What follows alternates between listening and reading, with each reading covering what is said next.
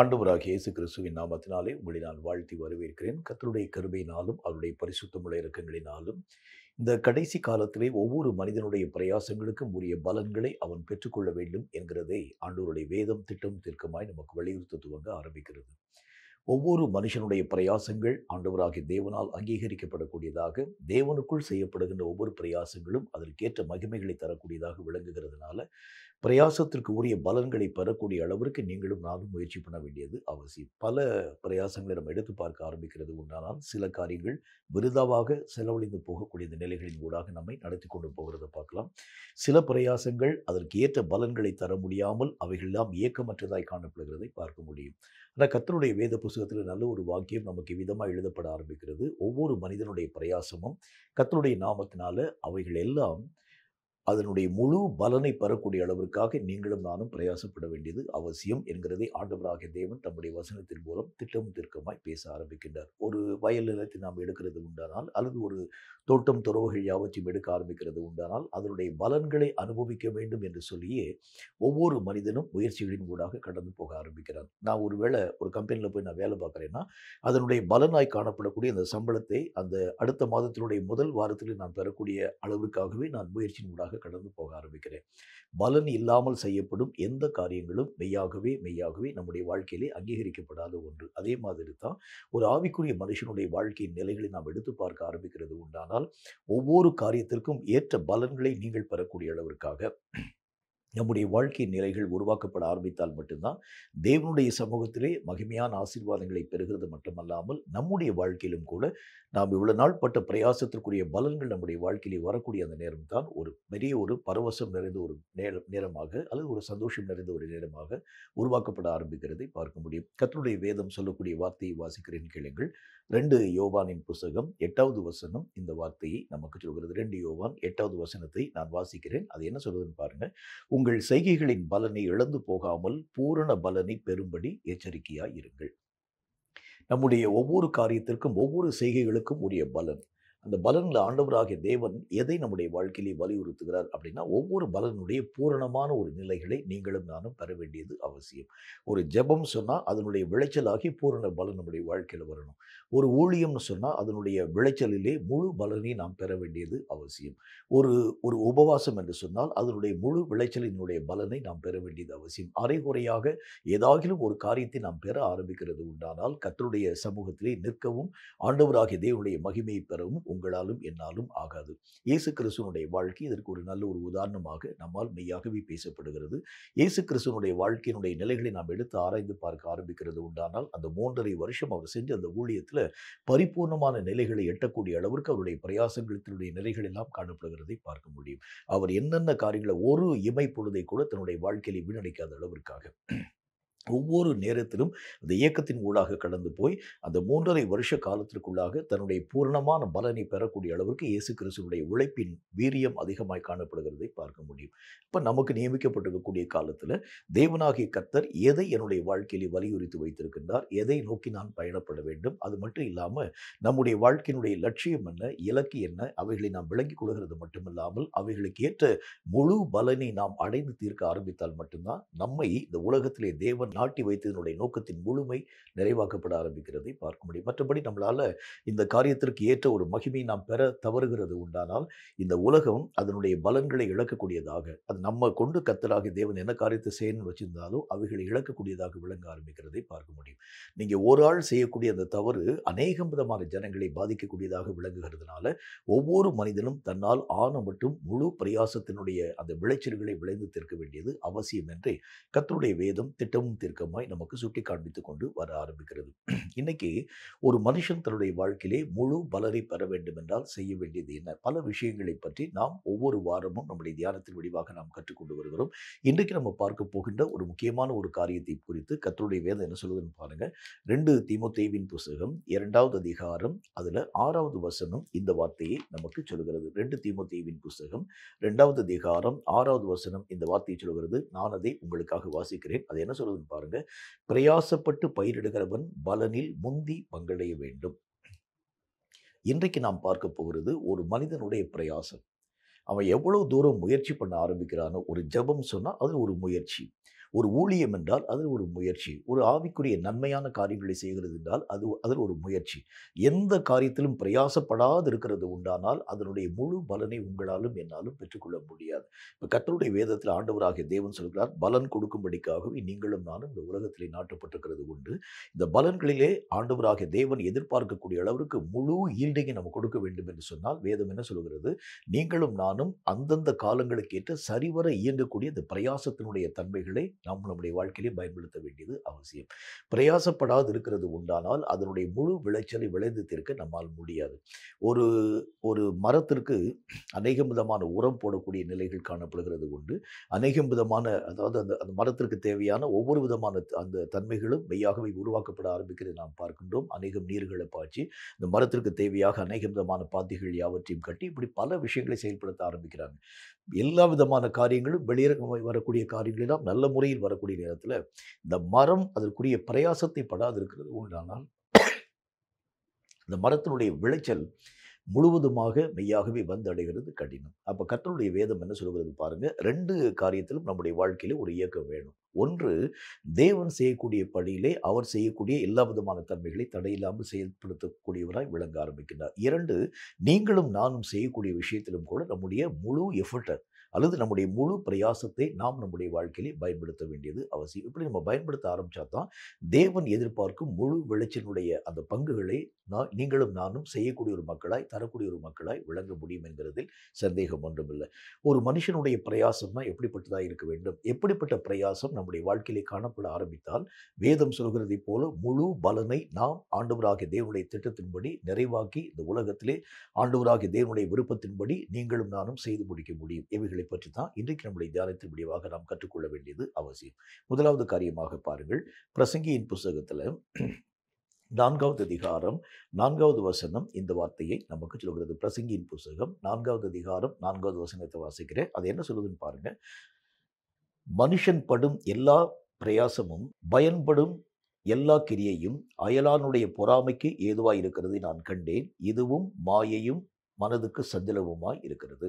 கர்த்தருடைய வேத புஸ்தகத்தில் ஆண்டவராகிய தேவன் எதை நம்முடைய வாழ்க்கையிலே வலியுறுத்துகிறார் அப்படின்னா, எல்லா விதமான பிரயாசமும் நம்முடைய வாழ்க்கையிலே பயனாக்கப்படக்கூடிய ஒரு பிரயாசமாக, அதனுடைய தொடர்ச்சியாக இன்னொரு ஒரு ஒரு பகுதி நான் வாசிக்கிறேன். 4வது அதிகாரம் 9வது வசனமும் இந்த வார்த்தை நமக்கு சொல்கிறது. அது என்ன சொல்வதுன்னு பாருங்க. முக்கியமான ஒரு வார்த்தை சொல்றேன். ஒண்டியாய் இருப்பதிலும் இருவர் கூடியிருப்பது நலம், அவர்களுடைய பிரயாசத்தினால் அவர்களுக்கு நல்ல பலன் உண்டாகும். கர்த்தருடைய வேத புஸ்தகத்தில் ஒருமனப்பாடு நிறைந்த ஒரு ஊழியம் அல்லது ஒருமனப்பாடு நிறைந்த ஒரு பிரயாசம் ஆண்டவராகிய தேவன் இந்த உலகத்தில் உருவாக்கி வைக்கக்கூடிய அந்த ஒவ்வொரு காலகட்டங்களையும் நாம் யோசித்து பார்க்கக்கூடிய நேரத்தில் எல்லா விதமான விஷயத்தையும் 2 கர்த்தராகிய தேவன் ஏற்படுத்தி வைக்கிறத பார்க்க முடியும். அதுக்கு காரணம் என்ன அப்படின்னா இந்த 2 காரியங்களும் ஒருமனப்பட ஆரம்பிக்கும் பொழுதுதான் அவைகள் பூமியிலே உருவாக்கப்பட ஆரம்பிக்கிறத பார்க்க முடியும். ஆண்டவராகிய இயேசு கிறிஸ்துவே தம்முடைய வார்த்தையில் ஒரு நல்ல ஒரு விளக்கம் ஒன்று எழுதியிருக்கின்றார். பூமியிலே 2 பேர் ஒருமனப்பட்டிருந்தார், அது அவர்களுக்கு ஆண்டவராகிய தேவனால் உருவாக்கப்படும் என்கிறத பற்றி கர்த்தருடைய வேத புத்தகத்தில் பார்க்க முடியும். இந்த ஒருமனப்பட்ட இந்த கடைசி நாட்களில் பொல்லாத பிசாசின் ஆவிகள் கெட்டுப்போக பண்ணுகிறதுக்கு என்ன காரணம் அப்படின்னா ஒரே ஒரு காரணம் தான். இந்த ஒருமனப்பட ஆரம்பிக்கிறது உண்டானால் நீங்களும் நானும் படக்கூடிய பிரயாசத்திற்கு உரிய முழு பலனை பெறக்கூடிய ஒரு மக்களாய் விளங்க ஆரம்பிச்சிருவோம். இந்த முழு பலனை நாம் பெற ஆரம்பிக்கிறது உண்டானால் பூமிக்குரிய ஒவ்வொரு திட்டங்களும் பூமியிலே தடையில்லாமல் நிறைவாக்கப்பட ஆரம்பிக்கிறதை சாத்தானுடைய கண்கள் காணக்கூடியதாக விளங்குகிறதுனால இந்த சாத்தான் என்ன காரியத்தை செயல்படுத்துகிறான் அப்படின்னா ஒரே ஒரு விஷயம் தான் அவன் செய்கிறான். மக்களுக்குள் காணப்படக்கூடிய அந்த ஒருமனப்பாட்டின் நிலைகள் யாவற்றையும் கெட்டுப்போக பண்ண ஆரம்பிக்கிறதை பார்க்க முடியும். ஆரம்ப நாட்களில் ஒருமனப்படக்கூடிய அந்த மக்களுடைய நிலைகள் எல்லாம் ஆண்டவராகிய தேவனுக்குள் பெரிய காரியங்களை சாதிக்கக்கூடியதாய் விளங்கிற்று. ஆனால் என்றைக்கு அந்த ஒருமனப்பாட்டினுடைய நிலைகள் எல்லாம் குறைவுபடக்கூடியதாய் விளங்க துவங்கிற்றோ அன்று முதல் சபைகளுடைய காரியங்கள் எல்லாம் உடைந்து போகவும் ஊழியத்தினுடைய காரியங்கள் எல்லாம் உடைந்து போகும் தக்கதாக அவங்களால முந்தி மாதிரி ஒரு வல்லமையான ஒரு இயக்கத்தின் ஊடாக கடந்து போக முடியல. அப்போஸ்தலர் காலத்தில் ஆண்டவராகிய தேவனுடைய நாமத்தினால ஜனங்கள் எல்லாரும் ஒருமனப்பட்டு அவங்க கூடி வர ஆரம்பிச்சிருந்தாங்க. சபைகள் வளரவும் பலகவும் பெருகவும் தக்கதான இந்த காரியங்கள் உருவாக்கப்படுகிறத பார்க்க முடியும். அவர்களுடைய ஒரு மனம் என்றைக்கு குன்றி போகக்கூடியதாய் விளங்கிற்றோ அன்று முதல் அநேக விதமான ஜனங்கள் சபையை விட்டு பிரிந்து போகக்கூடிய அளவிற்காக அல்லது சபையினுடைய சட்டத்திட்டங்களை மீறக்கூடிய அளவிற்காக அல்லது அந்த சபையினுடைய எல்லா விதமான கட்டுமானங்கள் யாவும் உடைந்து போகக்கூடிய அந்த நிலைகளின் ஊடாக தள்ளப்படுகிறத பார்க்க முடியும். அப்போ இதுக்கு என்ன காரணம் அப்படின்னா மிகுந்த பிரயாசங்கள், அதற்கேற்ற முழு பலனை நாம் பெற வேண்டுமென்றால், முதல் தேவை என்ன அப்படின்னா ஒரு ஒருமனப்பாட்டினுடைய நிலை. ஒரு மனம் அப்படின்னா 2 நிலைகள்ல நான் உங்களுக்கு இந்த ஒரு மனத்தை பற்றி பேச வேண்டியது அவசியம். ஒன்று, நீங்களும் ஆண்டவராகிய தேவனும் ஒருமனப்பாட்டிலே இசைந்த ஒரு ஒரு ஒரு ஒரு ஐக்கியத்திலே காணப்பட வேண்டியது அவசியம். இந்த ஆண்டவராகிய தேவனுடைய சித்தம் வேறாக, என்னுடைய இஷ்டம் வேறாக இருக்கிறது உண்டானால், அங்கு அந்த ஒருமனப்பாட்டினுடைய நிலைகள் குன்றிப் போக ஆரம்பிக்கிறத பார்க்க முடியும். அப்போ முதல் பலன் நம்முடைய வாழ்க்கையிலே முழு ஈல்டிங்கை நம்ம கொடுக்க வேண்டும் என்று சொன்னால், ஆண்டவருடைய வேதம் சொல்கிறதைப் போல, கர்த்தராகிய தேவனுடைய மனதும், நம்முடைய மனதும் முதல் காரியம் இசைவாய் காணப்பட ஆரம்பித்தால் தான், முழு ஈல்டிங்கை அல்லது முழு பலனை இந்த உலகத்திலே நீங்களும் நானும் செய்து ஆண்டவருடைய சித்தத்தை நிறைவாக்கும் ஒரு மக்களாக விளங்க முடியும். 2, நம்மைப் போலொத்த நம்முடைய சகோதரனோடு கூட நீங்களும் நானும் ஒரு மனம் நிறைந்தவர்களாக விளங்க வேண்டியது அவசியம். ஆண்டவருடைய வேத புஸ்தகத்தில் ஆண்டவராகிய தேவன் என்ன சொல்லுகிறார் அப்படின்னா, இந்த ஒருமனப்பாட்டின் மூலமாகத்தான் உலகமெல்லாம் ஒன்றாக இணைத்து கட்டப்பட ஆரம்பிக்கிறது. ஆண்டவராகிய தேவன் உருவாக்கும் பொழுது எல்லா காரியத்தினுடைய அடிப்படையில் நீங்க எடுத்து பாருங்க. ஒவ்வொரு விஷயத்தையும் கர்த்தராகிய தேவன் ஒவ்வொரு ஜோடி ஜோடியாகவே உருவாக்கக்கூடியவராய் விளங்க ஆரம்பிக்கின்றார். வசனத்தையும் நீங்க எடுத்து பார்க்க ஆரம்பிச்சாலே, அந்த வசனங்கள் எல்லாம் அவைகள் ஒன்றோடு கூட ஒன்று ஜோடி இல்லாது இராது அப்படின்னு ஆண்டவராகிய தேவன் நமக்கு சொல்கின்றார். எதையும் கர்த்தராகிய தேவன் உருவாக்கும் பொழுது 2 2ஆக உருவாக்குகிறதுக்கு என்ன காரணம் என்றால், ஒருவன் விழுந்தால் மற்றொருவன் அந்த மனிதனை தூக்கிவிட ஆரம்பிச்சுவான். அதனால தான் கர்த்தராகிய தேவன் இந்த ஒரு மனதை தம்முடைய ஊழியங்களின் நடுவுல, சபைகளின் நடுவுல, உபதேசங்களின் நடுவுல ஆண்டவராகிய தேவன் அவ்வளவு தூரம் வலியுறுத்துகிறதுக்கு மூல காரணம் அதுதான். இந்த ஒரு மனம் எந்த இடத்துல குன்றிப் போக ஆரம்பிக்கிறதோ, அவங்க எவ்வளவு பிரயாசப்பட ஆரம்பித்தாலும் பலன்கள அவங்களால பார்க்க முடியாது. ரொம்ப முயற்சி பண்ணுவான். ரொம்ப ஓட்டத்தின் ஊடாக கடந்து போக ஆரம்பிப்பான். ரொம்ப முயற்சியின் ஊடாக கடந்து போக ஆரம்பித்தாலும், முழு பலன் முடியாமல் போகிறதுக்கு என்ன காரணம் என்றால், அந்த இடத்திற்குள்ளாக அவங்க செய்யக்கூடிய ஊழியத்தில ஒரு மனம் இல்லை என்கிறது நீங்களும் நானும் அறிந்து கொள்ள முடியும். அப்ப அந்த ஒருமனப்பாடு உருவாக்கப்பட ஆரம்பிக்கிறது உண்டானால் என்ன நடக்கும்? ஒரு சின்ன ஒரு பிரயாசத்தை இங்க செய்ய ஆரம்பிச்சாலும் கூட, அதனுடைய முழு பலனை நாம் தடையில்லாமல் பெறக்கூடிய ஒரு மக்களாய் விளங்க ஆரம்பிக்கிறதை பார்க்க முடியும். இப்ப பிரயாசப்படக்கூடிய ஒரு மனிதன் எப்படி பிரயாசப்பட வேண்டும்? கர்த்தராகிய தேவனும் அவனும் இசைந்தவனாக. 2, மனிதர்களும் அவனும் இசைந்தவனாக. இந்த 2 இசைவும் ஒரு மனுஷனுடைய வாழ்க்கையிலே ஒரு ஒரு ஒரு மனுஷனுடைய ஜீவியத்திலே மெய்யாகவே ஒருமனப்பட்டதாக விளங்க ஆரம்பிக்கிறது உண்டானால், அவன் செய்யக்கூடிய பிரயாசங்களிலே முழு பலனை தடையில்லாமல் அவன் பெற்றுக்கொள்ளக்கூடியவனாய் விளங்க ஆரம்பிக்கிறதை பார்க்க முடியும். இப்ப நம்முடைய சபையில ஒரு ஐக்கியம் இல்ல, குடும்பத்தில ஒரு ஐக்கியம் இல்ல, அநேகம் விதமான ஜனங்களின் நடுவுல நமக்கு ஐக்கியம் இல்ல அப்படின்னு சொன்னா, இந்த உலகத்திலே தேவனாகிய கர்த்தர் உங்களையும் என்னையும் நாட்டி வைத்திருக்கக்கூடிய அந்த நோக்கத்தினுடைய எந்த விஷயத்தையும் நீங்களும் நானும் செய்து முடிக்க முடியாது. இந்த ஒரு மனதினால தான் எல்லா காரியங்களையும் ஆண்டவருடைய சித்தத்தையும் நீங்கள் இந்த உலக வாழ்க்கையிலே சரியான விதத்தில் நிறைவாக்க நம்மளால முடியும். இப்ப நம்முடைய வாழ்க்கையிலே ஆண்டவராகிய தேவனுடைய வசனம் சொல்கிறது, நீங்க நிறைய பிரயாசப்படுறீங்க. பலன் வராமல் போகிறதுக்கு என்ன காரணம் என்றால், ஒருமனப்பாட்டினுடைய தன்மை நம்முடைய வாழ்க்கையிலே குன்றி போயிருக்கிறது தான் காரணம். இந்த ஒரு மனம் நம்முடைய வாழ்க்கையிலே வரும்பொழுது தான் வேதம் சொல்லக்கூடிய வார்த்தையின் அடிப்படையில எந்த அளவை ஆண்டவராகிய தேவன் நம்மேல் வைத்திருக்கிறாரோ, அந்த அளவை நீங்களும் நானும் மெய்யாகவே விளைந்து தீர்க்கும் ஒரு மக்களாக விளங்க ஆரம்பிக்கிறதை பார்க்க முடியும். கேட்கும் கர்த்தருடைய பிள்ளையே, ஜெபம் பண்ண ஆரம்பிச்சாலும், ஏன் அந்த ஜெபத்தினுடைய முழுமையை நான் என்னுடைய வாழ்க்கையிலே பெற முடியல? ஆண்டவராகிய தேவனுடைய ஊழியத்தை நான் செயல்படுத்த ஆரம்பிச்சாலும், ஏன் அதனுடைய முழு ரிசல்ட்ட என்னுடைய வாழ்க்கையில பெற முடியல? காரணம் என்னன்னா, ஒரு மனம் அற்ற ஒரு நிலையோடு கூட நீங்க எவ்வளவு தூரம் பிரயாசத்தின் ஊடாக கடந்து போக ஆரம்பித்தாலும், எத்தனை தூரம் கர்த்தராகிய தேவனுடைய கதவுகளை நீங்கள் தட்டத் துவங்க ஆரம்பித்தாலும், அதிலே எந்த விதமான பிரயோஜனம் நம்முடைய வாழ்க்கையில வராது. அதனால தான் ஆண்டவருடைய வேதம் சொல்கிறதைப் போல, இந்த ஒரு மனத்தோடு கூட நாம் படக்கூடிய எல்லா விதமான பிரயாசங்களிலே, எந்த விதமான விஷயமும் பலன் தராமல் நம்முடைய வாழ்க்கையை விட்டு கடந்து போகாது. முழு பலனை நாம் நம்முடைய வாழ்க்கையிலே பெற்றுக்கொள்ள வேண்டும் என்றால், இந்த ஒருமனப்பாட்டின் நிலை நம்முடைய வாழ்க்கையிலே முற்றும் முழுவதும் வர வேண்டியது அவசியம் என்று கர்த்தருடைய வேத புஸ்தகத்தில பார்க்க முடியும். 2வது ஒரு கருத்த பாருங்க. வேதம் சொல்லக்கூடிய மற்றும் ஒரு வார்த்தையின் அடிப்படையில பிரசங்கியின் புஸ்தகத்தில 5வது அதிகாரம் 19வது வசனம் இந்த வார்த்தையை நமக்கு சொல்கிறது. பிரசங்கியின் புஸ்தகம் 5வது அதிகாரம் 19வது வசனத்தை வாசிக்கிறேன். கொஞ்சம் நிதானமா வாசிக்கிறீங்க கவனிங்க. தேவன் ஐஸ்வரியத்தையும் சம்பத்தையும் எவனுக்கு கொடுத்திருக்கிறாரோ, அவன் அதிலே புசிக்கவும், தன் பங்கை பெறவும், தன் பிரயாசத்திலே மகிழ்ச்சியா இருக்கவும் அவனுக்கு அதிகாரம் அளிப்பது தேவனுடைய அனுக்கிரகம். 2வது காரியம், கொடுக்கப்பட்டிருக்கக்கூடிய வேலையில நீங்களும் நானும் மகிழ்ச்சியாக அந்த காரியங்களை செயல்படுத்த வேண்டியது அவசியம். நெறைய பேரு கொடுத்துட்டாங்கங்கிறதுக்காக செய்யக்கூடிய அநேக விதமான பொறுப்புகளை நாம் பார்க்க முடியும். வேற வழி இல்ல. நம்முடைய கரங்களுக்குள்ளாக இந்த விதமான காரியத்த தந்துட்டாங்க. அதனால நான் வேறு வழி இல்லாமல் இந்த ஒரு விஷயத்தின் ஊடாக கடந்து அப்படின்னா என்ன அர்த்தம்? ஒரு வேளை அந்த வேலையில சற்று அதிக நேரம் நீங்கள் எடுத்துக்கொண்டு, அந்த வேலையில இன்னும் பலவிதமான முக்கியமான காரியங்கள் யாவற்றையும் செயல்படுத்த வேண்டும் என்றால், நீங்கள் தான் செய்ய மாட்டோம். ஏன்னா, ஒரு வேலையை பற்றிதான மகிழ்ச்சி வரும்பொழுது தான் நமக்கு நேரம் போகிறதே தெரியாது. இன்னும் பலவிதமான காரியங்களை அதில் எப்படி எப்படிலாம் செஞ்சா அந்த வேலையில ஒரு முழுமையான ஒரு அனுபவத்தை எட்ட முடியும். இதற்கு உரிய பலவிதமான திட்டங்கள் எப்போ வரும்னு சொன்னா, அந்த வேலையை நீங்கள் நேசிக்க பழக ஆரம்பிக்கும்போது தான், இந்த வேலையில இன்னும் நான் வந்து முழு பலனை நான் மெய்யாகவே அதாவது இந்த பூமிக்குள்ளாக நான் உருவாக்க வேண்டியது அவசியம். அதுக்கு என்ன காரியம் தேவை? அந்த வேலையை முதல் காரியம் நான் நேசிக்க பழக வேண்டியது அவசியம். ஒரு ஊழியமா இருந்தா அதை நேசிக்கணும். ஒரு ஜெபமா இருந்தா அதை நான் நேசிக்கணும். ஆண்டவராகிய தேவன் தந்திருக்கக்கூடிய எந்த ஒரு பொறுப்பாய் காணப்பட ஆரம்பித்தாலும், அதை நான் நேசித்து மகிழ்ச்சியோடு நான் செயல்படுத்த ஆரம்பிச்சா தான், அப்பதான் ஆண்டவராகிய தேவனுடைய வேதம் சொல்கிறதைப் போல, அதனுடைய முழு பிரயாசத்தினுடைய பலன்களை தடையில்லாமல் நாம் நம்முடைய வாழ்க்கையிலே பெற்றுக்கொள்ள முடியும் என்று கர்த்தர் நமக்கு சொல்ல ஆரம்பிக்கிறார். இப்ப கொஞ்சம் யோசிச்சு பாருங்க.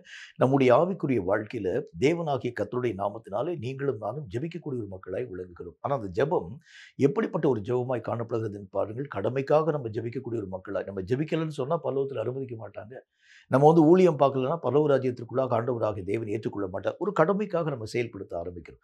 ஆனால் வேத புஸ்தகத்தில் நம்ம வந்து வாசிக்கிறது மாதிரி, அந்த நாட்களிலே காணப்படக்கூடிய அப்போஸ்தலர்கள் முதற்கொண்டு தேவனுடைய பிள்ளைகள் அத்தனை விதமான மக்களும் கூட செய்யக்கூடிய வேலையை மனமகிழ்ச்சியோடு கூட அந்த காரியங்கள் யாவற்றையும் செயல்படுத்தும் ஒரு மக்களாய் விளங்க ஆரம்பிக்கிறத பார்க்க முடியும். ஒரு காரியத்தோடு கூட அந்த ஊழியத்தினுடைய நிலைகளை அவர்கள் நிறுத்திக் கொள்ளாத அளவிற்காக இன்னும் பல இடங்களில் போய் கர்த்தருடைய வார்த்தைகளை அறிவிக்க வேண்டும். அது நிமித்தமாக நிறைய பாடுகள் வந்தது, நிறைய பிரச்சனை வந்தது, நிறைய இழப்புகள் வந்தது, நிறைய நஷ்டங்கள் வர ஆரம்பித்தது. அந்த அப்போஸ்தலனாகிய பரிசுத்த பவுல் தன்னுடைய நிருபத்தை எழுதும்போது அவர் சொல்லுகின்றார், அநேக விதமான கப்பல் சேதத்தினால் வந்திருக்கக்கூடிய அநேக மோசங்கள், கள்ள சகோதரர்களால் வந்திருக்கக்கூடிய மோசங்கள், சபையின் மூலமாய் வந்திருக்கக்கூடிய பலவிதமான நெருக்கங்கள், சரீரத்தில் வந்திருக்கக்கூடிய பாடுகள், வேதனைகள், எல்லா காரியத்திலும் கர்த்தருடைய நாமத்தை நாங்கள் இன்னும் மகிமைப்படுத்தும்படி கடந்து போனதற்கு என்ன காரணம் என்றால், அந்த வேலையை அவர்கள் நேசிச்சாங்க. ஆண்டவராகிய தேவன் அந்த அந்த அவர்கள் கையில எந்த விதமான பணிகள் யாவற்றையும் தர ஆரம்பிச்சாங்களோ, அவைகளுக்கு விரோதமாய் எத்தனை தடைகள் வரக்கூடிய அந்த சூழ்நிலைகள் உருவாக்கப்பட ஆரம்பிச்சாலும், தடைகளை குறித்து அந்த ஜனங்கள் தன்னுடைய வாழ்க்கையில கலக்கத்தின் ஊடாக கடந்து போகல. அதுக்கு காரணம் என்னன்னா, அவர்கள் அந்த வேலையை மனப்பூர்வமாய் செய்யக்கூடிய ஒரு மக்களாய் விளங்க ஆரம்பிச்சாங்க. அப்போ ஒரு ஒரு காரியத்தினுடைய முழு பலனை நம்ம பெற வேண்டும் என்றால், நமக்கு என்ன காரியம் தேவைப்படுகிறது? அதை நாம் முதல் காரியம் நேசிக்கணும். அந்த ஒரு தேவன் தந்திருக்கக்கூடிய அந்த பொறுப்பை நாம் நேசிக்க ஆரம்பித்தால் மட்டும்தான் அதனுடைய முழு பிரயாசத்தினுடைய பலன்களை தடையில்லாமல் பெற்றுக்கொள்ள முடியும். அரைகுறையாய் நம்ம எதாகிலும் ஒரு காரியத்தை செய்கிறது உண்டானால் முழு பலன் நம்முடைய வாழ்க்கையில் வராது. எப்போ இந்த அரைகுறையான நிலை நம்முடைய வாழ்க்கையில் வர முடியும்? எப்படியோ இந்த ஒரு ஓட்டத்தை நான் நிறைவாக்கி முடிச்சிட்டேன், அப்படி அப்படி அல்ல. இன்னும் அந்த ஓட்டத்தில் இன்னும் என்னென்ன காரியங்களை செய்தால் தேவனுடைய மனதை நான் சந்தோஷப்படுத்த முடியும், இந்த ஒரு மனசு நம்முடைய வாழ்க்கையில் வர ஆரம்பித்தால் மட்டும்தான் வேதம் சொல்லக்கூடிய நல்ல ஒரு வாக்கியத்தின் அடிப்படையில் தேவனாகிய கர்த்தர் எதிர்பார்க்கக்கூடிய பிரயாசத்தின் முழு பலனை நீங்களும் நானும் தடையில்லாமல் பெற்றுக்கொள்ள முடியும். அப்போ ரெண்டாவது காரியம், தேவன் எதை என்னுடைய வாழ்க்கையிலே தர துவங்க ஆரம்பித்தாலும் அவைகளை நான் என்னுடைய வாழ்க்கையிலே நேசிக்கணும். என் சபையை கற்று தந்தா சபையை நான் நேசிக்கணும். ஊழியத்தை கற்று தந்தா ஊழியத்தை நான் நேசிக்கணும். ஆண்டவராகிய தேவன் அழைப்பை தந்தால் அந்த அழைப்பை நான் நேசிக்கணும். மற்ற மனுஷனோடு கூட என்னுடைய அழைப்பை நான் மெய்யாகவே கம்பேர் பண்ணி பார்த்து கர்த்தராகிய தேவனுடைய நாமத்தினாலே அந்த அழைப்பை நான் உதாசீனப்படுத்தக்கூடாது. என்னென்ன காரியத்தை, என்னென்ன பொறுப்பை கர்த்தராகிய தேவன் தந்திருக்கிறாரோ அவைகளை நாம் நம்முடைய வாழ்க்கையிலே நேசிக்க பழகி அவைகளிலே முழு பலத்தை நாம் பிரயோகப்படுத்த ஆரம்பித்தா மட்டும்தான் ஆண்டவருடைய வேதம் சொல்கிறதைப் போல பலன்களிலே பூரணமான மகிமையை நாம் நம்முடைய வாழ்க்கையிலே தடையில்லாமல் பெற்றுக்கொள்ள முடியும். அந்த நாட்களில் செயல்படுத்தப்படக்கூடிய ஊழியங்களை பாருங்களேன். அவங்க தங்களுடைய வாழ்க்கையிலே ஓய்வு ஒளிச்சல் இல்லாமல் ஊழியர்களின் ஊடாக கடந்து போனாங்க. இயேசுனுடைய வாழ்க்கையை எடுத்து பாருங்க. இயேசுவும் தன்னுடைய வாழ்க்கையிலே ஒரு நாளை கூட வீணாக கழிக்காத அளவிற்காக ஒவ்வொரு நாளும் ஊழியத்தின் ஊடாக கடந்து போக ஆரம்பித்தார். இன்னைக்கு நம்ம பார்க்குறோம், ஒரு முறை நம்ம வந்து ஊழியத்துக்கு போயிட்டு வந்துட்டா ஒரு 10 நாள் அல்லது வந்து ஒரு வாரம் நாம் ஓய்வின் ஊடாக கடந்து போக ஆரம்பிக்கிறத பார்க்க முடியும். ஆனால் அந்த நாட்களில் அவர்கள் கால்நடையாக நடந்து கர்த்தருடைய ஊழியத்தை செயல்படுத்த ஆரம்பித்தாங்க. அவங்களுக்கு ஓய்வு ஒளிச்சலே தேவைப்படாத அளவிற்காக ஒவ்வொரு நாளும் இயங்கக்கூடிய ஒரு மக்களாக, நாளைக்கு என்னென்ன விதமான காரியத்தை நான் செய்யணும், நாளைக்கு என் தேவனாகிய கர்த்தர் என்னென்ன விதமான பொறுப்புகள் யாவற்றை வைத்திருக்கு, இதைத்தான் அவங்க யோசிச்சாங்களே தவிர தங்களுடைய சரீரத்திலே காணப்படக்கூடிய பலவீனங்களை பற்றியோ, ஓய்வு வேண்டும் என்கிறதை பற்றியோ, தன்னுடைய ஒவ்வொரு விதமான கவலைகளை பற்றியோ அவருடைய மனம் எவ்வளவேனும் சிந்திக்காத அளவிற்கு கர்த்தருடைய ராஜ்யத்தை ஸ்தாபிக்க வேண்டும் என்கிற முழு வெறியோடு அவர்கள் கடந்து போக ஆரம்பிக்கிறத பார்க்க முடியும். இயேசு செஞ்ச அந்த ஊழியத்தையும் பாருங்களேன். அவருடைய வாழ்க்கையில அந்த பரலோக ராஜ்யம் சமீபித்திருக்கிறது என்கிற அந்த வார்த்தையை எல்லா ஜனங்களுக்கும் அறிவிக்க வேண்டியது அவசியம். ஆண்டவராகிய தேவன் சொல்கின்றார், இந்த இந்த வார்த்தைகளை ஆண்டவராகிய தேவன் குறிப்பிட்டிருக்கக்கூடிய இந்த நாட்களுக்குள்ளாக இந்த இஸ்ரவேல் நாடு முழுவதும் அறிவிக்கிறது முடியாது என்றாலும் நம்மால் ஆன மட்டும் பிரயாசத்தின் ஊடாக கடந்து போக இந்த வாஞ்சை, இந்த ஒரு விருப்பம் எப்போ வர ஆரம்பிக்கும்னு சொன்னால், நான் அந்த வேலையை நேசிக்க பழகும் பொழுதுதான். என் கையில என்ன காரியம் கொடுக்கப்பட ஆரம்பித்தாலும், ஆண்டவராகிய தேவன் காலையில 9 மணிக்கு ஜெபிக்க வேண்டும் என்கிற ஒரு பொறுப்ப தந்திருந்தார்ன்னா, 8:55 ஆகும் பொழுதே நான் அந்த அந்த அதாவது அந்த ஜெப அறைக்குள்ளாக நான் கடந்து போயிர்றேன். ஏனென்றால், இப்பொழுது நான் 9 மணிக்கு தேவன் தந்திருக்கக்கூடிய அந்த பொறுப்பின் ஊடாக நான் மெய்யாகவே கடந்து போகணும். இந்த பொறுப்பிலே பலவிதமான காரியங்களை நான் ஆண்டவராகிய தேவனுடைய சித்தத்தை நிறைவாக்க வேண்டும். இந்த ஒரு ஆசையும், இந்த ஒரு விருப்பமும் காணப்பட ஆரம்பிச்சா மட்டும் தான், ஆண்டவராகிய தேவன் எதிர்பார்க்கக்கூடிய முழு பலனை நீங்களும் நானும் தரக்கூடிய ஒரு மக்களாய் விளங்க முடியும். கேட்கும் கர்த்தருடைய பிள்ளையே, என்ன காரியத்தை ஆண்டவராகிய தேவன் தர ஆரம்பிச்சாலும், ஒருவேளை ஒரு பந்தி விசாரணை கர்த்தராகிய தேவன் தரக்கூடியவராய் விளங்கினாலும், அல்லது ஒருவேளை அநேக விதமான ஆலயத்திற்கு தேவையான சின்ன சின்ன உபகரணங்கள் யாவற்றையும் வாங்கக்கூடிய ஒரு பொறுப்பை கர்த்தராகிய தேவன் தர ஆரம்பித்திருந்தாலும், அந்த வேலையை நீங்களும் நானும் நேசிக்க பழக வேண்டியது அவசியம். அந்த நாட்கள்ல நெகேமியாவுடைய காலத்துல அநேக விதமான கட்டுமானத்துக்குரிய காரியங்கள் யாவற்றையும் செயல்படுத்த ஆரம்பிச்சாங்க. ஒரு சில மக்களுக்கு ஆண்டவராகிய தேவன் பெரிய ஏரியாவை கட்டக்கூடிய பொறுப்பை கர்த்தராகிய தேவன் தந்தார். ஆனா ஒரு சில மக்களுக்கு அவங்க வீட்டுக்கு முன்னால இருக்கக்கூடிய, அதாவது ஒரு ஒரு ஒரு ஒரு சின்ன ஒரே ஒரு போர்ஷன்ல மாத்திரம் கர்த்தருடைய நாமத்தினாலே அந்த அந்த அந்த ஏரியாவை மாத்திரம் கட்டக்கூடிய, அல்லது அந்த திறப்புகள் யாவற்றையும் அடைக்கக்கூடிய வேலைகளை ஆண்டவராகிய தேவன் அவருடைய கரங்களிலே தர ஆரம்பித்தார். இப்ப வசனத்துல பார்க்கிறோம், இதுல பெருசா கட்டினவன் ரொம்ப அகமகிழ்ந்து போகவும் இல்ல. சின்னதா கட்டினதற்கக்கூடிய அந்த மனுஷன் தன்னுடைய கரங்கள்ல கொடுக்கப்பட்டிருக்கக்கூடிய பொறுப்புக்காக, அல்லது ஆண்டவராகிய தேவன் பெரிய பொறுப்பு கொடுக்காம ஒரு சின்ன ஒரு காரியத்தை தந்திருக்கிறார் என்பதற்காக அவர் வேதனையின் ஊடாக கடந்து போகல. அவரவர்கள் கரங்கள்ல கொடுக்கப்பட்டிருக்கக்கூடிய பொறுப்பில அந்த ஜனங்கள் மனமகிழ்ச்சியாய் காரியங்களை செயல்படுத்த ஆரம்பிச்சாங்க. எருசலேம் நகரத்தை கட்டக்கூடிய பெரிய பொறுப்பு கர்த்தர் தந்திருக்கிறார். என்னுடைய போர்ஷனை நான் கரெக்டா முடிச்சிடணும்.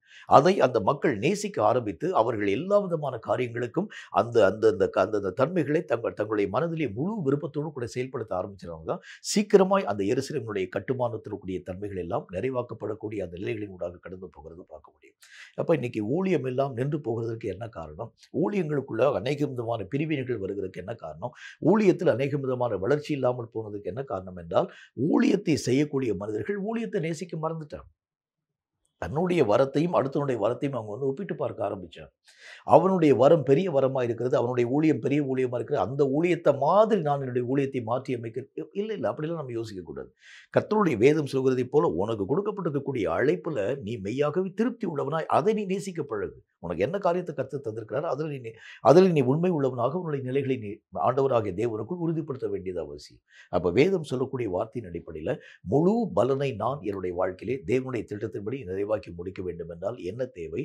எதை ஆண்டவராகிய தேவன் கொடுக்க ஆரம்பித்தாலும் அவைகளை நேசித்து அவைகளிலே என்னுடைய முழு பிரயாசத்தை பயன்படுத்த வேண்டியது அவசியம். ஒரு ஜெபம்னு சொன்னா, ஒரு ஒரு அதாவது கர்த்தராகிய தேவன் ஒரு சபையில ஒரு ஆரம்ப ஜெபத்துக்குரிய ஒரே ஒரு பொறுப்பு தான் கர்த்தர் தருகிறார் என்று சொன்னால், அதில் உன்னுடைய முழுமையை காண்பி. ஒரு சின்ன ஒரே ஒரு வேத புஸ்தகத்தை வாசிக்கக்கூடிய ஒரே ஒரு பொறுப்பைத்தான் கர்த்தர் தருகிறார் என்றால், அதில் உன்னுடைய சகல விதமான முழுமையும் காண்பிக்க வேண்டும். ஏன்னா, தேவன் தந்திருக்கக்கூடிய வேலை, அது பெரிய வேலையோ சின்ன வேலையோ, அவைகளை நீங்கள் முதல் காரியம் நேசிக்க பழகினால்தான் தேவன் எதிர்பார்க்கக்கூடிய அளவிற்கு அந்த வேலையை நீங்கள் முழுமையுமாக செய்து முடிக்க முடியும். அப்ப வேதம் சொல்லக்கூடிய 2வது ஒரு காரியத்தினுடைய அடிப்படையை நாம் எடுத்து ஆழமாய் நாம் தியானிக்க ஆரம்பிக்கிறது உண்டானால், ஒவ்வொரு காரியத்தினுடைய முழு பலனை நான் ஆண்டவராகிய தேவனுடைய சித்தத்தின்படி செய்து முடிக்க வேண்டும் என்றால் எது தேவை? தேவன் தந்த ஒவ்வொரு காரியத்தையும் நான் மனமுவந்து நேசிக்கக்கூடியவனாய், அவைகளிலே என்னுடைய மனதை முழுவதுமாய் மெய்யாகவே அந்த காரியங்கள் யாவற்றையும் திருப்பி அவைகளை மனப்பூர்வமாய் செய்து முடிக்க ஆரம்பித்தால் மட்டும்தான் முழு பலனை நான் என்னுடைய வாழ்க்கையிலே தடையில்லாமல் பெற்றுக்கொள்கிறேன். 3வது ஒரு விஷயத்தை பாருங்க.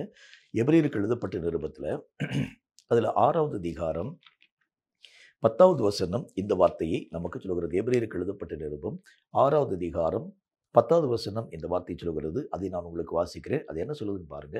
ஏனென்றால் உங்கள் கிரியையையும் நீங்கள் பரிசுத்தவான்களுக்கு ஊழியம் செய்ததினாலும் செய்து வருகிறதினாலும் தமது நாமத்திற்காக காண்பித்த அன்புள்ள பிரயாசத்தையும் மறந்து விடுகிறதற்கு தேவன் அநீதி உள்ளவர் அல்லவே. 3வது ஒரு முக்கியமான ஒரு கருத்தை ஆண்டவருடைய வேதம் நமக்கு திட்டம் தீர்க்கமாய் சுட்டி காண்பிக்க ஆரம்பிக்கிறது. ஒவ்வொரு காரியத்தையும் நீங்கள் செய்யும் பொழுது வசனத்தில் என்ன போட்டுருக்கு? அன்போடு கூட நீங்கள் அவைகளை செய்யுங்கள். நீங்க செய்யக்கூடிய அன்பின் பிரயாசத்தை கர்த்தராகிய தேவன் மறக்கக்கூடிய ஒரு அநீதம் உள்ளவர் அல்லவே.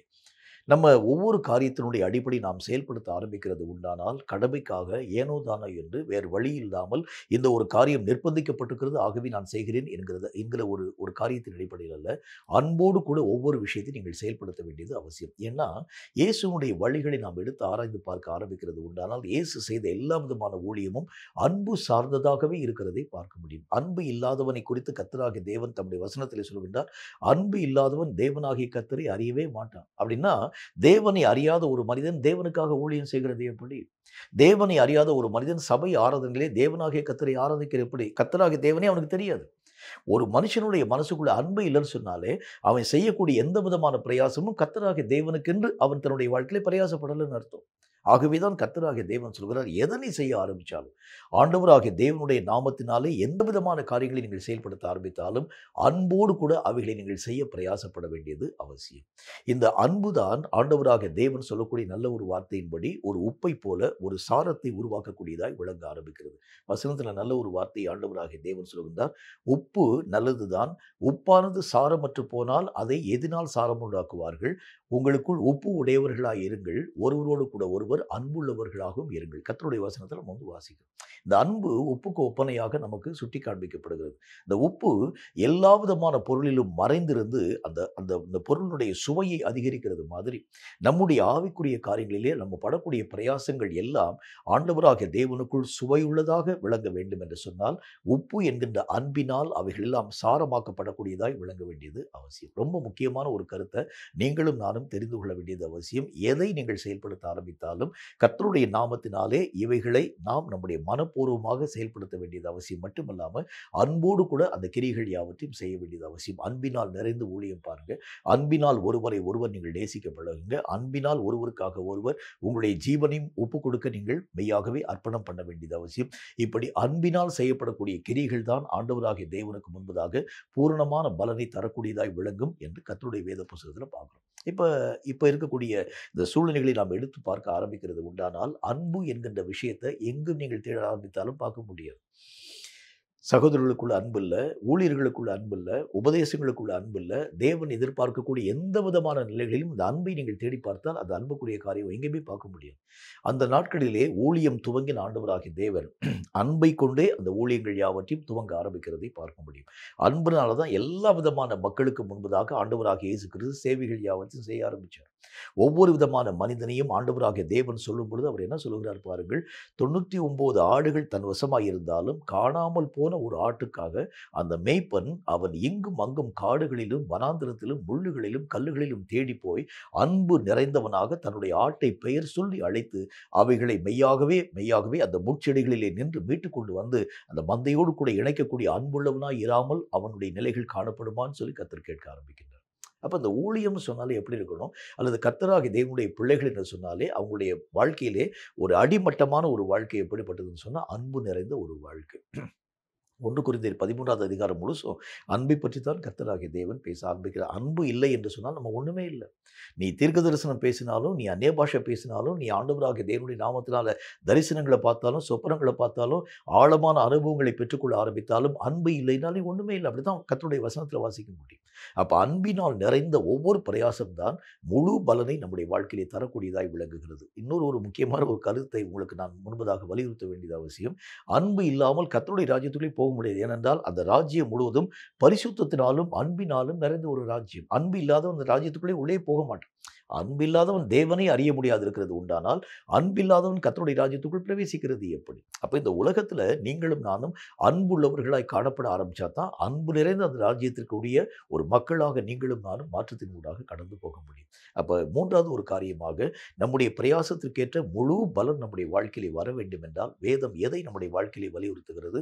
அன்பு நிறைந்தவர்களாய் கிரியைகளை நீங்கள் நடப்பிக்க துவங்குங்கள். எந்த காரியத்தை நீங்கள் செயல்படுத்த ஆரம்பித்தாலும், ஜெபிச்சாலும் சரி, ஊழியம் பார்த்தாலும் சரி, அநேகம் தான தர்மங்களை செயல்படுத்தக்கூடிய ஒரு மக்களாய் விளங்க ஆரம்பித்தாலும் சரி, அநேக விதமான அந்த சபைகளுக்கு நீங்கள் உதவிகள் யாவற்றையும் செய்யக்கூடிய உதவிக்கார ஊழியத்தை செய்யக்கூடிய ஒரு மக்களாக இருந்தாலும் சரி, பந்தி விசாரணை செய்யக்கூடிய ஒரு மக்களாக இருந்தாலும் சரி, அல்லது அநேக விதமான காரியங்கள் யாவற்றையும் தேவன் தந்திருக்கக்கூடிய பொறுப்புகள் யாவற்றையும் நிறைவாக்கக்கூடிய ஒரு மக்களாக இருந்தாலும் சரி, எந்த பணிகளின் ஊடாக நீங்கள் கடந்து போக ஆரம்பித்தாலும் அன்போடு கூட அவைகளை நீங்கள் செயல்படுத்த வேண்டியது அவசியம். கர்த்தருடைய உடன்படிக்கை பெட்டி தூக்கி கொண்டு நீங்கள் நானும் சுமக்கக்கூடிய ஒரு பணியை கர்த்தராகிய தேவன் தர ஆரம்பிச்சிருந்தா கூட அன்போடு கூட நீங்கள் அந்த காரியங்கள் யாவற்றையும் செய்ய வேண்டியது அவசியம். அப்போ என்ன பொறுப்பை தந்திருந்தாலும் அன்பு ப்ளஸ் அந்த பொறுப்பு, இந்த 2 காரியத்தை நம்ம ஒன்றாக இணைக்க ஆரம்பித்தால்தான் அதனுடைய முழு பலனை நான் என்னுடைய வாழ்க்கையிலே தடையில்லாமல் பெற்றுக்கொள்ள முடியும். அன்பு இல்லாமல் அந்த வேலையை மட்டும் நான் செஞ்சுட்டேன்னா முழு பலன் உங்களுடைய வாழ்க்கையிலே வராது.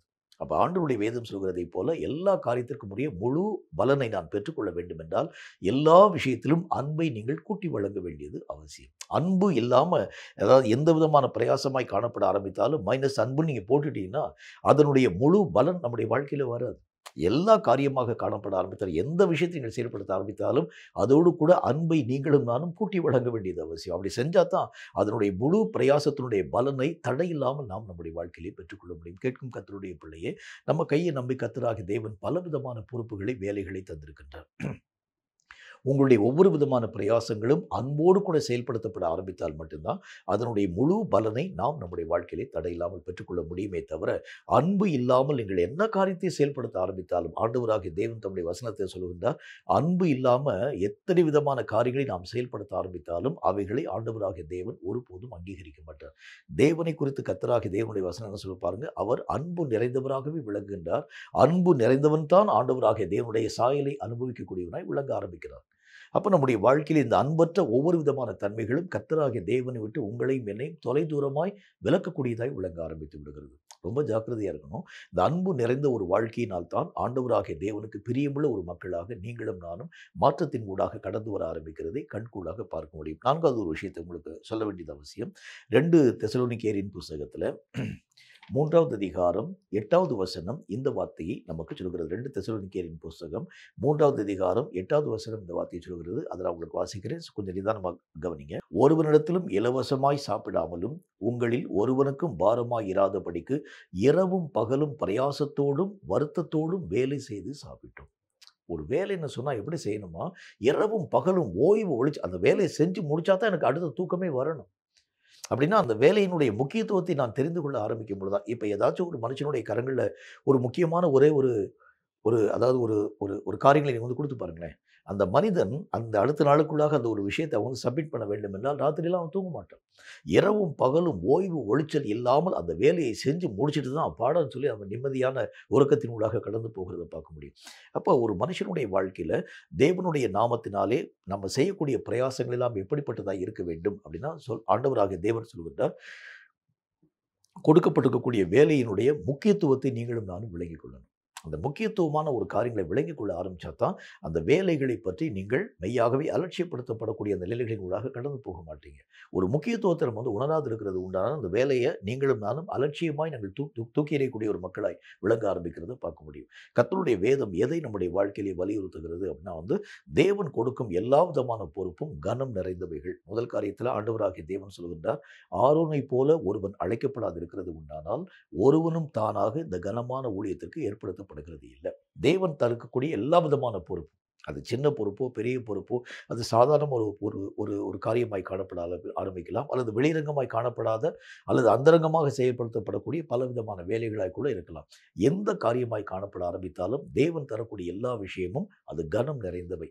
அவைகளை பற்றியதான முழு விவரத்தை நாம் தெரிந்து கொள்ள ஆரம்பித்தால் மட்டும்தான் அவைகளுக்குரிய மரியாதையோடு கூட அந்த வேலைகளை நீங்களும் நானும் சிறமேற்கொண்டு செயல்படுத்தும் ஒரு மக்களாய் விளங்க ஆரம்பிக்கிறதை பார்க்க முடியும். கர்த்தருடைய வசனத்தில் ஆண்டவராகிய தேவன் நல்ல ஒரு ஓமை ஒன்றை விதமாக எழுதி வைக்க ஆரம்பித்தார். எஜமான் அநேக விதமான பொறுப்புகள் யாவற்றையும் வேலையாட்களுடைய கரங்களில் ஒப்புவித்து விட்டு அநேகம் நாட்களுக்கு வெளி ஊருக்காக அந்த மனிதன் கடந்து போக ஆரம்பிச்சான். இந்த ஜனங்கள் செஞ்ச காரியத்தை பார்க்குறோம். எஜமான் வர இன்னும் நாள் செல்லும் என்பதை அவர்கள் தங்கள் மனதிலே யோசித்து பார்த்து, அவர்கள் வேலைகளையே செய்யாமல் தங்களுக்கு கீழாக காணப்படக்கூடிய பணிவிடைக்காரர்கள் யாவரையும் அடிக்கவும் துன்பப்படுத்தவும் வேதனைப்படுத்தவும் தக்கதான காரியங்களை செயல்படுத்த ஆரம்பித்தாங்க. நினையாத நாளிகையிலே அந்த எஜமான் வரக்கூடிய நேரத்தில் அந்த வேலையாட்களுடைய பணிகள் யாவற்றை விட்டு அப்புறமாக்குகிறதை பார்க்க முடியும். அப்படின்னா என்ன அர்த்தம், அந்த வேலையை பற்றிதான கனத்தை அவர்கள் உணராமல் போக ஆரம்பிச்சனால தான் அலட்சியமாய் அந்த காரியங்களை எஜமான் வரும்போது அந்த நாளுக்கு முன்னால் நம்ம வந்து செய்ய ஆரம்பிச்சா போதும். அந்த ஒரு அலட்சிய போக்கு தான் நிறைய மக்களுடைய வாழ்க்கையிலே இன்றளவில் காணப்படக்கூடிய ஒரு நிலையாக இருக்கிறதை பார்க்க முடியும். கேட்கும் கர்த்தருடைய பிள்ளையை, நம்முடைய கரங்களில் கொடுக்கப்பட்டிருக்கக்கூடிய எந்த விதமான ஒரு பணியாய் காணப்பட ஆரம்பித்தாலும், ஒருவேளை ஆராதனையை துவக்கக்கூடிய ஒரு வேலையாக கூட இருக்கலாம், அல்லது ஒரே ஒரு பாடலை மட்டும் பாடக்கூடிய ஒரு பணியாக கூட நம்முடைய வாழ்க்கையிலே இந்த ஒரு பணிக்குரிய காரியங்கள் உருவாக்கப்படலாம், அல்லது ஒரே ஒரு வார்த்தை மாத்திரம் வந்து பேசக்கூடிய ஒரு ஒரு ஊழியமாக கூட ஆண்டவராகிய தேவனால் கொடுக்கப்படக்கூடியதாக இருக்கலாம். அந்த காரியத்திற்குரிய கனத்தை மகிமை நீங்கள் செலுத்த ஆரம்பிக்கும் ஆரம்பித்தால்தான் தேவனாகிய கர்த்தர் உங்களை நம்பி இன்னும் பலவிதமான காரியங்களை நம்முடைய கரங்களிலே தரக்கூடியவராய் விளங்க ஆரம்பிக்கின்றார். நம்ம அலட்சியம் காண்பிக்கிறது உண்டானால் தேவன் அதற்கேற்ற பலன்களை நம்முடைய வாழ்க்கையிலே மெய்யாகவே தரக்கூடிய அந்த நிலைகளை அப்புறப்படுத்தக்கூடிய இந்த நிலைகளின் ஊடாக கடந்து போகிறதை பார்க்க முடியும்.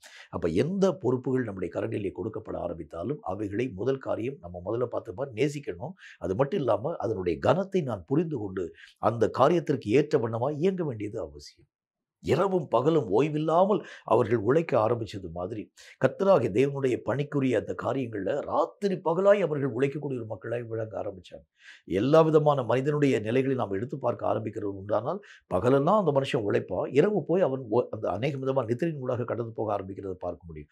ஆனால் கர்த்தராகிய தேவன் அந்த ஆண்டவராகிய தேவனால் கொடுக்கப்படக்கூடிய அந்த பணியில் மட்டும்தான் ஒரு ஓய்வு ஒளிச்சல் இல்லாமல் அந்த ஜனங்கள் இரவும் பகலும் ஓய்வில்லாமல் உழைக்கக்கூடிய ஒரு மக்களாய் விளங்க ஆரம்பித்தாங்க. இயேசுவும் கூட அதே மாதிரியான ஊழியத்தின் ஊடாக கடந்து போகிறதுக்கு என்ன காரணம் என்றால் தேவனாகிய கர்த்தரால் கொடுக்கப்பட்டிருக்கக்கூடிய அந்த அந்த சகல விதமான பொறுப்பினுடைய மேன்மையை அந்த கனத்தை ஆண்டவராகிய தேவன் உணர ஆரம்பிச்சனால ராத்திரியெல்லாம் ஒருவேளை நான் ஓய்வெடுக்க ஆரம்பிக்கிறது உண்டானால் இந்த வேலையை முழுவதும் செய்ய என்னால் முடியாது. அதற்குரிய பலனை நான் இரவெல்லாம் என்னுடைய பிதாவாகிய தேவனுடைய சமூகத்தில் உட்கார்ந்து நான் கேட்டு பெற வேண்டியது அவசியம். காலையிலலாம் நான் ஊழியம் பார்க்கணும். காலையிலெல்லாம் நடந்து கால்நடையாக நடந்து பலவிதமான பணிகளின் ஊடாக கடந்து போக வேண்டும். திடீரென்று சொல்லி ஒரு வியாதிப்பட்ட மனுஷன் வருவான், அவனை நான் சுகப்படுத்த வேண்டும். திடீரென்று சொல்லி அநேக விதமான பிசாசு பிடித்திருக்கக்கூடிய மக்கள் கூட்டிட்டு வருவாங்க, அவங்களை நான் சுகப்படுத்த வேண்டும். நான் அந்த ஊழியத்தை கர்த்தராகிய தேவன் தந்திருக்கக்கூடிய அந்த ஊழியத்தை நிறுத்தக்கூடாது. ராத்திரி அவ்வளோ தூரம் நான் அலைஞ்சிட்டு வருகிறேனே என்பதற்காக நான் ஓய்வோடு கூட காணப்படுகிறது உண்டானால் மறுநாளுக்குரிய பலனை நான் பெற்றுக்கொள்ள முடியாது. ஆகவே இரவும் பகலும் இயேசு கிறிஸ்து தன்னுடைய ஊழியத்தின் பணியை ஓய்வில்லாமல் செய்யக்கூடியவராய் விளங்க ஆரம்பித்தார். அப்படின்னா அதுக்கு என்ன காரணம்?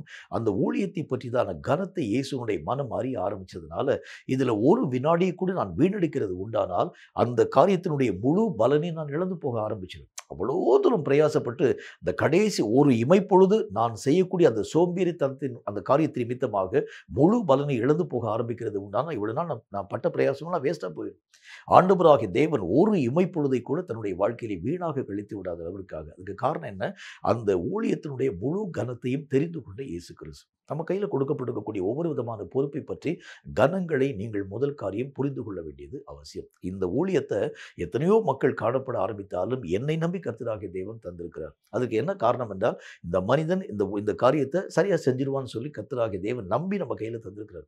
இதில் நான் ஆண்டவராகிய தேவனுக்கு நம்பிக்கை துரோகமாக அந்த ஊழியத்தினுடைய தன்மைகளை செயல்படுத்தாது இருக்கிறது எப்படி? இந்த ஒரு நினைவு என்னுடைய மனதின் ஆழத்திலே காணப்பட ஆரம்பித்தால் மட்டும்தான் தேவன் தந்த எல்லா விதமான பொறுப்பிலும் ஒரு உண்மை நிலையை காண்பிக்க உங்களாலும் என்னாலும் முடியும். வசனத்தில் ஆண்டவராகிய தேவன் சொல்கின்றார், உண்மை உள்ளவன் பரிபூர்ணமான ஆசீர்வாதங்களை பெற்றுக் கொள்ளுகிறான்.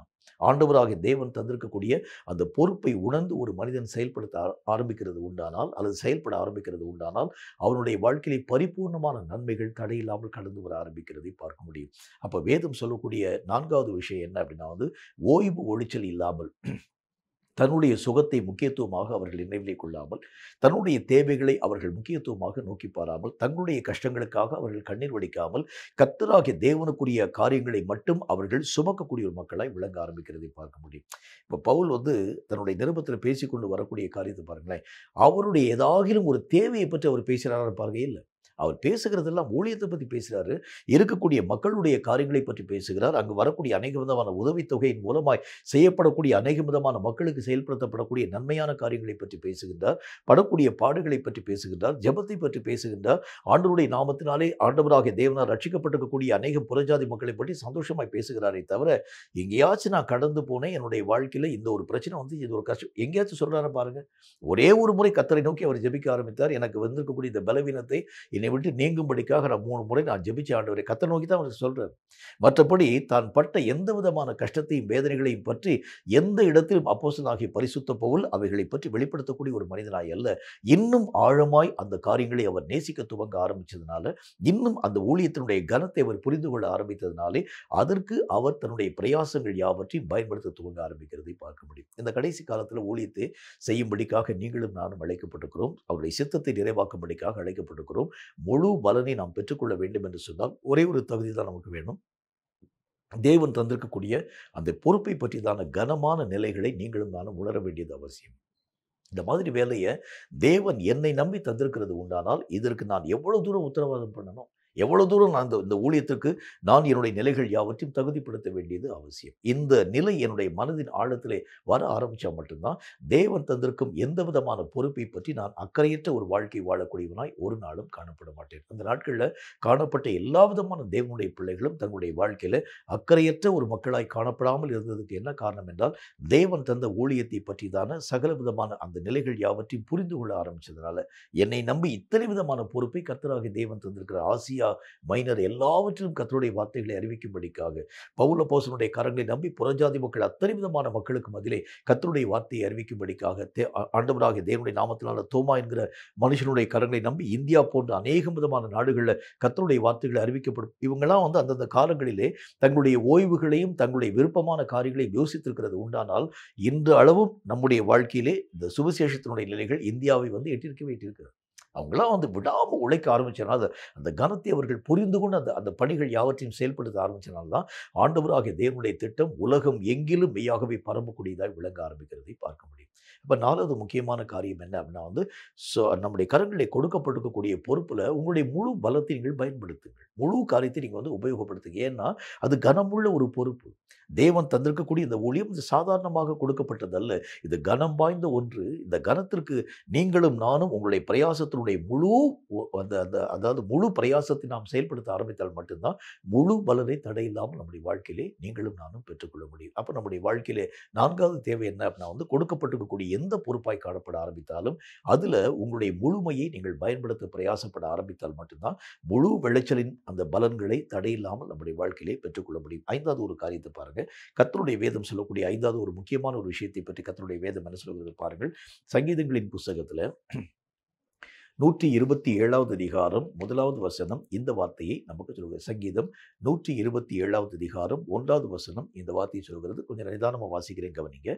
கர்த்தர் வீட்டை கட்டாராகில் அதை கட்டுகிறவர்களின் பிரயாசம் விருதா. 5வது காரியம் என்ன செய்யணும்? எந்த விஷயத்தை நீங்கள் செயல்படுத்த ஆரம்பித்தாலும் கர்த்தரை முன் வைத்து செய்யுங்கள். கர்த்தர் இல்லாமல் அந்த வேலையை நீங்கள் செஞ்சிடாதீங்க. ஏனென்றால் நமக்கு உண்டான பலத்தை தருகிறவர் அவர், நமக்கு உண்டான ஆலோசனைகளை தருகிறவர் அவர். இந்த வேலையை எப்படி செஞ்சால் அந்த வேலையை திறமையாக செய்து முடிக்க முடியும், அதற்குரிய எல்லா யோசனைகளையும் தரக்கூடியவர் கர்த்தர் தான்.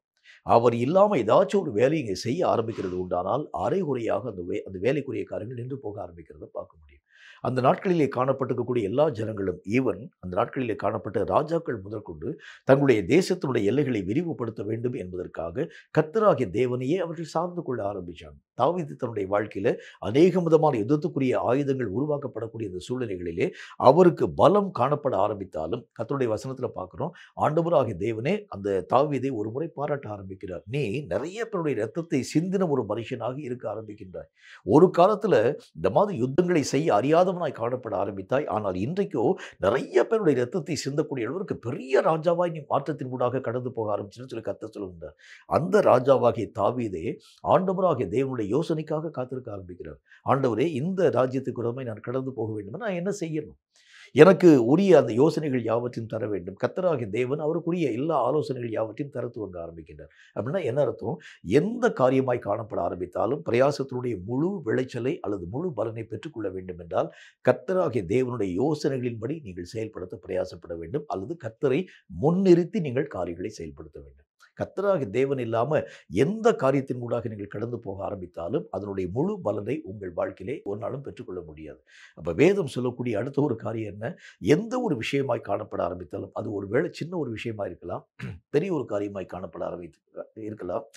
எந்த காரியமாய் காணப்பட ஆரம்பித்தாலும் தேவனாகிய கர்த்தரை முன் நிறுத்தி அவருடைய ஆலோசனைகளின்படியே நீங்கள் காரியங்கள் யாவற்றையும் செயல்படுத்த வேண்டியது அவசியம். அந்த நாட்களில் காணப்படக்கூடிய பலவீனர்கள் முதற்கொண்டு பலவான்கள் வரைக்கும், அரசர்கள் முதற்கொண்டு சாதாரணமாய் காணப்படக்கூடிய குடிமக்கள் வரைக்கும், அநேக விதமான ஊழியர்கள் முதற்கொண்டு விசுவாசிகள் வரைக்கும் கர்த்தராகிய தேவனை முன் நிறுத்தியே அவர்கள் செயல்கள் யாவற்றையும் செயல்படுத்த ஆரம்பித்தார்கள். அதனால தான் அந்த நாட்களிலே செயல்படுத்தப்படுகின்ற எல்லா விதமான ஊழியர்கள் எடுத்து பாருங்க, எந்த ஊழியத்திலும் அவர்கள் தங்கள் வாழ்க்கையை தோற்றே போகல. செஞ்ச ஒவ்வொரு காரியத்திலும் எல்லா பலன்களையும் அவர்கள் நிறைவாய் பெற்றுக்கொள்ள ஆரம்பித்தாங்க. வசனத்தில் நல்ல ஒரு வாக்கியம் இவ்விதமாய் சொல்லப்பட ஆரம்பிக்கிறது. அந்த நாட்களில் சபைகள் வளர்ந்து பலுகி பெருகி பரிசுத்த ஆவியினால் உருவாக்கப்படக்கூடிய சந்தோஷத்தினாலும் ஒருவருக்குள்ளுள் காணப்படக்கூடிய அநேக விதமான சமாதானத்தினாலும் சபைகள் நிறைந்து வழியக்கூடியதாய் விளங்கிற்று. சபைகள் வளர்ந்து பெருகக்கூடியதாய் விளங்கிற்று. அப்படிதான் வசனத்துல பார்க்கிறோம். சபைகள் மெய்யாகவே அநேக விதமான மக்கள் சபையை விட்டு வெளியே போயிட்டாங்க. சபையினுடைய காரியங்கள்லாம் ஒண்ணுமில்லாம போயிடுச்சு. ஆண்டவராகிய தேவனால் உருவாக்கப்படக்கூடிய திருச்சபையெல்லாம் உடைந்து போகக்கூடியதாய் விளங்கிற்று. இப்ப சபையில ஆளாளுக்கு எல்லா விதமான மக்களும் ஒன்றுமில்லாமல் அவங்க வந்து விலகி அப்படிலாம் பார்க்க முடியாது. ஏனென்றால் அவர்கள் செய்திருக்கக்கூடிய அந்த பணியை பார்க்கிறோம். கர்த்தராகிய தேவனை முன் வைத்து அந்த காரியங்களை அவர்கள் செயல்படுத்த ஆரம்பிச்சாங்க. தேவன் இல்லாம ஒரு விஷயத்தை கூட, ஒரு காயை கூட அவர்கள் தங்கள் வாழ்க்கையை நகர்த்தவே மாட்டாங்க. ஆண்டவராகிய தேவனே, இந்த ஒரு காரியத்தை நான் என்ன செய்யணும்? நீங்க எனக்கு ஆலோசனை சொல்லுங்க. இந்த ஒரு விஷயத்துல என்ன விதமான தீர்மானங்கள் யாவற்றையும் நாம் செயல்படுத்த வேண்டியது அவசியம். இந்த விஷயத்திற்கு நான் என்ன விதமான முயற்சியினூடாக கடந்து போக கர்த்தராகிய தேவனையே எல்லா நேரத்திலும் அவர்கள் சார்ந்திருக்கக்கூடிய ஒரு மக்களாய் விளங்க ஆரம்பிச்சாங்க. மோசேயினுடைய வாழ்க்கையை கூட எடுத்து பாருங்களேன். ஆண்டவராகிய தேவனுடைய நாமத்தினால மோசேட்ட வந்து ஆலோசனை கேட்கறதுக்காக ஜனங்கள் வருவாங்களாம். வரக்கூடிய நேரத்துல மோசே எத்தனையோ அனுபவம் வாய்ந்த ஒரு மனுஷன். இஸ்ரவேல் மக்கள் யாவரையும் நடத்தி கொண்டு வந்து ஒரு ஒரு ஒரு மனுஷனும் கூட அந்த மக்களுக்குரிய ஆலோசனைகளை அந்த ஜனங்கள் கேட்கக்கூடிய அந்த நேரத்துல, கேட்கும்படிக்காய் வரக்கூடிய நேரத்துல மோசே கர்த்தராகிய தேவனுடைய சமூகத்துல போய் உட்கார்ந்து மணிக்கணக்காக கர்த்தருடைய சமூகத்துல காத்திருந்து தேவனுடைய ஆலோசனைகளை கேட்டு பெற்று அந்த ஜனங்களுக்கு ஆலோசனை சொல்ல ஆரம்பிப்பாங்க. இதை பார்க்கக்கூடிய அந்த மாமா தான் சொல்றாரு, இவ்வளவு நேரம் ஜனங்கள் நிற்கிறது எப்படின்னு சொல்லி அநேக விதமான ஆட்களை ஏற்படுத்துங்கிறத பற்றி பேசுகிறார். அப்படின்னா என்ன அர்த்தம்? கர்த்தராகிய தேவன் இல்லாமல் எந்த இயக்கமும் அது சரியாக இயக்கத்தின் ஊடாக வராது என்கிறதை அந்த காலத்திலே காணப்படக்கூடிய மக்கள் யாவரும் தெள்ளத் தெளிவாய் விளங்க ஆரம்பிச்சிருந்தாங்க. இன்னைக்கு நம்முடைய வாழ்க்கையினுடைய நிலைகளை நம்ம எடுத்து பார்த்தோம்னா, நிறைய நேரங்களில் கர்த்தராகிய தேவனை நீங்களும் நானும் பயன்படுத்தாமல் இருக்கிறதை பார்க்க முடியும். ஏதாகிலும் ஒரு பொறுப்பு இருக்கிறது உண்டானால், இதை நம்மளே எப்படி நம்ம வந்து திறமையாக செஞ்சு முடிக்கணும், இப்படித்தான் நம்ம வந்து யோசிக்கிறோமே தவிர, கர்த்தராகிய தேவனை முன்னிறுத்தி ஆண்டவருடைய யோசனைப்படி நான் செய்கிறது எப்படி? எதை ஆண்டவராகிய தேவன் எனக்கு ஆலோசனை தரக்கூடியவராய் விளங்குகிறார்? வசனத்தில் என்ன போட்டிருக்கு? யுத்தத்திற்கு ஆண்டவராகிய தேவன் தரக்கூடிய யோசனை தான் வல்லமை பெற்றதாய் விளங்குகிறதா? ஒரு மனுஷனுடைய ஊழியத்திற்கு கர்த்தராகிய தேவனுடைய யோசனையினால் தான் அந்த ஊழியமானது சிரமடையக்கூடியதாய் விளங்க ஆரம்பிக்கிறது. ஒரு மனுஷனுடைய தனிப்பட்ட வாழ்க்கையாய் காணப்பட ஆரம்பித்தாலும் ஆண்டவராகிய தேவனுக்கு பெயரை ஆலோசனை கர்த்தர் என்கிற ஒரு பெயரினால் அவர் மெய்யாக அழைக்கப்பட ஆரம்பிக்கிறார். அவருடைய யோசனையின்படியே ஜனங்கள் ஆரம்ப நாட்களில் செயல்படுத்த ஆரம்பிச்சனால்தான் எந்த விஷயத்திலும் தோற்று போகாத ஒரு வாழ்க்கை வாழ ஆரம்பிக்கிறதை பார்க்க முடியும். அப்ப நம்முடைய வாழ்க்கையில நிறைய தோல்விகள், நிறைய பிரச்சனைகள், நிறைய வேதனைக்குரிய அனுபவங்கள், நிறைய உபத்திரவத்தினுடைய காரியங்கள், இதெல்லாம் வர்றதுக்கு என்ன காரணம் அப்படின்னா வந்து, கர்த்தராகிய தேவனை முன் நிறுத்தாமல் நீங்களும் நானும் இயங்கும் ஒரு மனிதர்களாய் விளங்க ஆரம்பிக்கிறதை பார்க்க முடியும். நிறைய நேரத்துல என் பலத்தை நான் சாரக்கூடியவனாக, என்னுடைய அறிவை நான் சாரக்கூடியவனாக, என்னுடைய அனுபவங்களை சாரக்கூடியவனாக விளங்க ஆரம்பிக்கிறனால இந்த ஒரு விஷயத்திற்கு இந்த மாதிரி ஒரு தீர்வுக்குரிய காரியம் நம்ம செஞ்சாலே போதும், அதனுடைய முழு பலனை நாம் பெற்றுக்கொள்ள முடியும் என்று சொல்லி நம்ம யோசித்து அந்த காரியங்களை நாம் செயல்படுத்துவோம். ஆனால் நடக்கக்கூடிய காரியம் எப்படியா இருக்கும்? இந்த சபைகளிலே நிறைய பிரச்சனை உருவாக்கப்படுகிறத பார்க்க முடியும். நம்ம செய்யக்கூடிய பிரயாசங்கள் எல்லாம் ஒன்றுமில்லாமல் அவைகள் எல்லாம் சிதறி போகிறதை பார்க்க முடியும். அப்ப இதுக்கு என்ன காரணம் அப்படின்னா வந்து, தேவனாகிய கர்த்தர் சொல்லக்கூடிய ஆலோசனைகள் தான் தீர்க்கமான யோசனைகள். அதனால நீங்க நம்முடைய வாழ்க்கையை புரிந்து கொள்ள வேண்டியது அவசியம். தேவனாகிய கர்த்தரால் சொல்லப்படக்கூடிய யோசனைகள் எல்லாம் தீர்க்கமானவைகள். அவைகள் நம்முடைய வாழ்க்கையிலே மெய்யாகவே வருகிறது உண்டானால், அவைகள் எல்லா விதமான விஷயத்திற்கும் போதுமானதாக, உங்களுக்கு தேவையான சரியான ஆலோசனைகளை தரக்கூடியதாக விளங்க ஆரம்பிக்கிறதை நீங்களும் நானும் தடையில்லாமல் கற்றுக்கொள்ள முடியும். நம்முடைய வாழ்க்கையில கூட பல நேரங்களில் நாமாகவே பல இயக்கங்களின் ஊடாக கடந்து போகும் பொழுதுதான் நிறைய விஷயங்களிலே தோற்று போகும் ஒரு வாழ்க்கை வாழும் ஒரு மக்களாக விளங்க ஆரம்பிக்கிறோம். கேட்கும் கர்த்தருடைய பிள்ளைகளே, நம்முடைய வாழ்க்கையினுடைய பிரயாசத்தின் முழு பலனை பெற்றுக்கொள்ள வேண்டும் என்றால் கர்த்தராகிய தேவனை எல்லா நேரத்திலும் முன்னிறுத்த நீங்கள் பிரயாசப்படுங்கள். மோசே தன்னுடைய வாழ்க்கையிலே தேவனாகிய கர்த்தரை முன்னிறுத்த ஆரம்பிச்சார். ஆண்டவராகிய தேவனை, நீர் எங்களை நடத்தி கொண்டு போகும் ஒரு தேவனாக எங்களுக்கு முன்பதாக கடந்து செல்லும். நீங்க எங்களை கூட்டிட்டு போனா தான் நாங்கள் எங்களுடைய வழிகள் எல்லா விதமான வழிகளிலும் சரியான ஒரு பாதையின் ஊடாக கடந்து போக முடியும். நீங்க எங்களுக்கு முன்னால போகலன்னு சொன்னா இந்த வழிகளின் காரியங்களை அறிய எங்களால முடியாது, அல்லது எங்களுக்கு விரோதமாய் வரக்கூடிய காரியங்களை ஜெயிக்க எங்களால முடியாது. நீர் எங்களை நடத்துகிறது உண்டானால், எங்களுக்கு முன்பதாக கடந்து போகக்கூடிய ஒரு தேவனாய் இருக்கிறது உண்டானால் வழிகளெல்லாம் வாய்க்கப்படும் என்கிறதை மோசே தன்னுடைய வாழ்க்கையிலே ஆணித்தரமாய் விளங்க ஆரம்பிச்சனால்தான் கர்த்தராகிய தேவனை எவ்வளவேனும் விடாதவராய், ஆண்டவராகிய தேவனுடைய இஷ்டத்தின்படியே அவர் இயங்கக்கூடியவராய் விளங்க ஆரம்பிக்கிறதை பார்க்க முடியும். கர்த்தர் கூட இருந்தா தான் அவங்களுக்கு ஜெயம். கர்த்தராகிய தேவன் கூட இருந்தா தான் அவங்களுக்கு பலம். இந்த காரியங்களை மோசே தன்னுடைய வாழ்க்கையிலே விளங்கிக் கொள்ளக்கூடியவராய் காணப்பட ஆரம்பிக்கிறதை பார்க்க முடியும். அது மட்டும் இல்லாம ஆண்டவராகிய தேவனுடைய நாமத்தினால இஸ்ரவேல் மக்களை தூர இடத்திலிருந்து, அதாவது தீர்க்கதரிசியாகிய பிலேயாமினுடைய கண்கள் பார்க்க ஆரம்பிக்கிறது. அவர் பார்த்துட்டு என்ன சொல்றாரு பாருங்க. அவர் ஒரே ஒரு முக்கியமான ஒரு கருத்து ஒன்றை சொல்ல ஆரம்பிக்கின்றார். அதாவது ராஜாவுடைய ஜெய கம்பீரம் அவர்களுக்குள் காணப்படுகிறது. ஏன்னா கர்த்தர் அவங்களுக்குள்ள இருக்கிறார். கர்த்தர் கூட இருக்கக்கூடிய வரைக்கும் உங்களை மேற்கொள்ள எந்த சத்துவத்தினாலும் முடியாது. கர்த்தரை என் கூட வச்சுக்கிறேன். ஆண்டவராகிய தேவனை நான் முன்னிறுத்த பழக ஆரம்பித்தால் தான் எல்லா விதமான காரியங்களையும் தோற்கடிக்க என்னால் முடியும். அப்படித்தான் இந்த இஸ்ரவேல் மக்கள் அந்த நாட்களிலே காணப்படக்கூடிய மக்களுடைய வாழ்க்கையினுடைய முறைமைகள் காணப்பட ஆரம்பிச்சதுனால, அங்கு மேலிருந்து பார்க்கக்கூடிய அந்த தீர்க்கதரிசியாக பிலேயாம் சொல்லுகின்றார், ராஜாவின் ஜெயகம்பீரம் அவர்களுக்குள் இருக்கிறது, காண்டாமிருகத்துக்கொத்த பலம் அவர்களுடைய வாழ்க்கையிலே இருக்கிறது. ஏனென்றால் ராஜாவாகிய கர்த்தர் அவர்களோடு கூட இருக்கின்றார். ஆகவே அவர்களை மேற்கொள்ள உங்களால் முடியாது என்பதை பற்றி கர்த்தருடைய வார்த்தைகளை அந்த மனிதனுக்கு முன்பதாக அறிவுறுத்த ஆரம்பிக்கிறதை பார்க்க முடியும். கேட்கும் கர்த்தருடைய பிள்ளையே, தேவனை என்னோடு கூட வைத்துக் கொள்ளக்கூடிய அந்த நிலைதான். ஆண்டவராகிய தேவனை முன் வைத்து அவருக்கு பின்பதாக நீங்கள் நடக்கக்கூடிய ஒரு மக்களாய் விளங்க ஆரம்பித்தால்தான், நான் தேவனாகிய கர்த்தருக்கு முன் நடக்கும் ஒரு மனிதனாய் அல்ல, தேவனாகிய கர்த்தரை பின்பற்றும் ஒரு மனிதனாக, தேவன் எந்த வழியிலே என்னை நடத்தி கொண்டு போகும்படி சித்தம் வைக்கிறாரோ, எந்த பாதையை காண்பிக்கிறாரோ அந்த பாதையின் ஊடாக நான் மெய்யாகவே கடந்து போகும் ஒரு மனிதனாக விளங்க ஆரம்பித்தால் மட்டும்தான் வேதம் சொல்லக்கூடிய வார்த்தையின் அடிப்படையில் முழு பலனை நான் என்னுடைய வாழ்க்கையிலே தடையில்லாமல் பெற்றுக்கொள்ள என்னால் முடியும். ஆண்டவராகிய தேவன் நல்ல ஒரு விளக்கம் ஒன்றை விதமாக எழுதி வைக்க ஆரம்பிக்கின்றார். நான் ஆண்டவராகிய தேவனாகிய நானே மெய்யான திராட்சை செடி, நீங்கள் எல்லாரும் கொடிகள், ஒருவன் என்னிலும் நான் அவனிலும் நிலைத்திருந்தால் மட்டும்தான் அவன் மிகுந்த கனிகளை கொடுப்பார். என்னை அல்லாமல் உங்களால் ஒன்றும் செய்ய முடியாதுங்கிற அந்த ஒரு வார்த்தையும் அவர் எழுத ஆரம்பிக்கின்றார். அவர் இல்லாமல் நீங்களும் நானும் இயங்கவே முடியாது. எந்த ஒரு காரியத்தையும் செய்ய முடியாது. எந்த விஷயத்தை நம்ம எடுக்க ஆரம்பித்தாலும் தோற்று போயிடுவோம். ஆகவேதான் கர்த்தராகிய தேவனுடைய வசனம் சொல்லக்கூடிய வார்த்தையின் அடிப்படையில், என்னை இல்லாமல் உங்களால் ஒன்றுமே செய்ய முடியாது என்கிற ஒரு வார்த்தையை ஆண்டவராகிய தேவன் எழுதி அந்த காரியங்கள் யாவற்றை நமக்கு முன்பதாக வலியுறுத்த ஆரம்பிக்கிறதை பார்க்க முடியும். கேட்கும் கர்த்தருடைய பிள்ளையே, தேவனாகிய கர்த்தரை முன்னிறுத்தி நீங்கள் பழக ஆரம்பித்தால் மட்டும்தான், அல்லது தேவனாகிய கர்த்தருடைய வழிகளின் ஊடாக நீங்கள் கடந்து போக ஆரம்பித்தால் மட்டும்தான், தேவனாகிய கர்த்தருடைய திட்டமாகிய முழு பலனை நீங்களும் நானும் இந்த உலகத்திலே நிறைவாக மெய்யாகவே கொடுக்கக்கூடிய ஒரு மக்களாக விளங்க முடியும். இந்த வார்த்தைகள் ஆண்டவராகிய தேவனால் தரப்பட்டிருக்கக்கூடிய ஒரு வார்த்தை. ஒரு மனுஷனுடைய வாழ்க்கையிலே அநேகம் விதமான கல்லும், அநேகம் விதமான முள்ளும், அநேகம் விதமான தேவையற்ற குப்பை கூளங்களும் காணப்பட ஆரம்பிக்கிறது உண்டானால், அந்த விருட்சம் வளர முடியாமல் அநேகம் தடைகளின் ஊடாக கடந்து போகிறதுனால் முழு பலனை தர முடியாது. இருக்கக்கூடிய கற்களையும், இருக்கக்கூடிய முள்ளுகளையும், இருக்கக்கூடிய அநேகம் விதமான தேவையற்ற அநேகம் செடிகள் யாவற்றையும் நாம் வெட்டி எறிய ஆரம்பித்தால் மட்டும்தான் இந்த விருட்சத்தினுடைய முழு பலனை தடையில்லாமல் பெற்றுக்கொள்ள முடியும். நம்முடைய வாழ்க்கையிலே காணப்படக்கூடிய பலவிதமான நம்ம நிறைய பிரயாசப்பட ஆரம்பித்தாலும், அந்த பிரயாசத்தினுடைய முழு பலனை பெற முடியாமல் போனதற்கு என்ன காரணம் அப்படின்னா, வேதம் சொல்லக்கூடிய நல்ல ஒரு வார்த்தையின் அடிப்படையில் இத்தனை விதமான தன்மைகள் நம்முடைய வாழ்க்கையிலே இல்லாமல் போக ஆரம்பித்ததினாலே முழு பலனை நாம் நம்முடைய வாழ்க்கையிலே பெறக்கூடிய ஒரு மக்களாக காணப்படுகிறது இல்லை. தேவன் எதிர்பார்க்கும் முழு பலனை நான் ஆண்டவராகிய தேவனுடைய சித்தத்தின்படி நான் செய்து முடிக்க வேண்டும் என்றால், இந்த 5 நிலைகளும் நம்முடைய வாழ்க்கையிலே தடையில்லாமல் வர வேண்டியது அவசியம். 1, ஒருமனப்படும் அநேகம் விதமான பிரயாசம் நம்முடைய வாழ்க்கையிலே காணப்பட வேண்டும். 2, எல்லா விதமான காரியங்களையும் நேசித்து அந்த வேலைகளை நீங்களும் நானும் செயல்படுத்த வேண்டியது அவசியம். ஒரு விஷயத்தில் நான் ஆண்டவராகிய தேவன் தந்திருக்கக்கூடிய அந்த வேலையில் ஒரு திருப்தி அடைந்து அந்த காரியத்தை நான் என்னுடைய வாழ்க்கையிலே முழு பலத்தை பயன்படுத்தி தேவ இஷ்டத்தின்படி அந்த வேலைகளை நான் செய்ய வேண்டும் என்கிற ஒரு மன ரம்மியமாக அந்த காரியங்களை ஆசரிக்கக்கூடிய ஒரு மனிதனாக விளங்குகிறது தான் முழு பலனை நம்முடைய வாழ்க்கையிலே தரக்கூடிய வலிமை பெற்றது என்று கர்த்தராகிய தேவன் நமக்கு சொன்னார். 3வது காரியம், எந்த விஷயமாய் காணப்பட ஆரம்பித்தாலும் அதில் அன்பு என்கின்ற சாரம் அதில் காணப்படும். அன்பு இல்லாமல் நீங்கள் செய்யக்கூடிய ஜெபமாக இருந்தாலும், அன்பு இல்லாமல் செய்யக்கூடிய ஊழியமாக இருந்தாலும், அன்பு இல்லாமல் செய்யக்கூடிய உதவியாக இருந்தாலும், அன்பு இல்லாமல் செய்யக்கூடிய அநேகம் பிரயாசங்களாய் காணப்பட ஆரம்பித்தாலும் அவைகள் பலன்களை நம்முடைய வாழ்க்கையிலே தராது.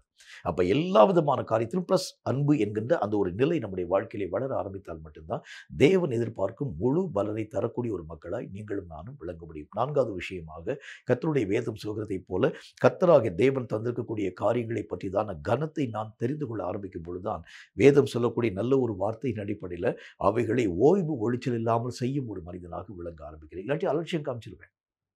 கர்த்தராகிய தேவனுடைய வேலை தானே, இன்னைக்கு இல்லாட்டி நாளைக்கு நான் வந்து பார்த்தா போதும். இல்லை. ஆண்டவராகிய தேவனுடைய வேதம் சொல்கிறதைப் போல அதனுடைய கனத்தை நான் மெய்யாக விளங்கிக் கொள்ளும் பொழுதுதான் இரவு பகல் ஓய்வில்லாமல் அந்த ஒரு காரியத்தை நான் நினைவிலே கொண்டு அவைகளுக்காக உழைக்கக்கூடியவனாய் விளங்க ஆரம்பிக்கின்றேன். அப்போஸ்தலனாகிய பரிசுத்த பவுலுடைய பிரயாசத்தை பார்க்கிறோம்.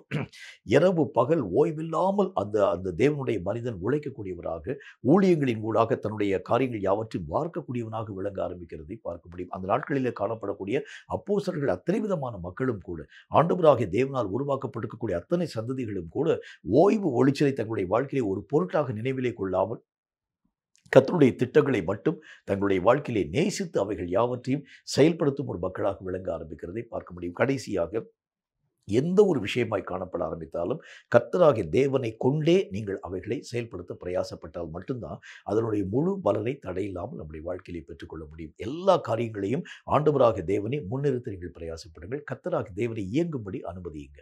ஆண்டவரே, இந்த ஒரு காரியத்திற்கு நான் என்ன விதமான சொல்யூஷன் நான் செயல்படுத்த வேண்டியது அவசியம், என்ன நோக்கத்தை இந்த காரியத்தின் மூலம் என் வாழ்க்கையிலே கர்த்தராகிய தேவன் எதிர்பார்க்கிறேன், அதற்கேற்ற பலத்தை நான் உங்கள் சமூகத்திலிருந்து நான் கேட்டு பெற்றுக்கொள்ள வேண்டும் என்று ஆசைப்படுகிறேன். ஆண்டவரே, எந்த விஷயமாய் காணப்பட ஆரம்பித்தா நான் இயங்கிடக்கூடாது, உங்கள் விருப்பத்தின்படி நான் செயல்படுத்தும்படிக்காக நீங்கள் தான் எனக்கு எல்லா விதமான காரியங்களையும் செயல்படுத்தும் ஆலோசனை கர்த்தராக எனக்கு முன்னால் வரணும். இப்படி கர்த்தராகிய தேவனை முன்னிறுத்தி அந்த நாட்களில் ஜனங்கள் செயல்பட ஆரம்பித்ததுனால எல்லா விஷயத்திலும் முழு பலனை பெறக்கூடிய ஒரு மக்களாய் விளங்க ஆரம்பித்தாங்க.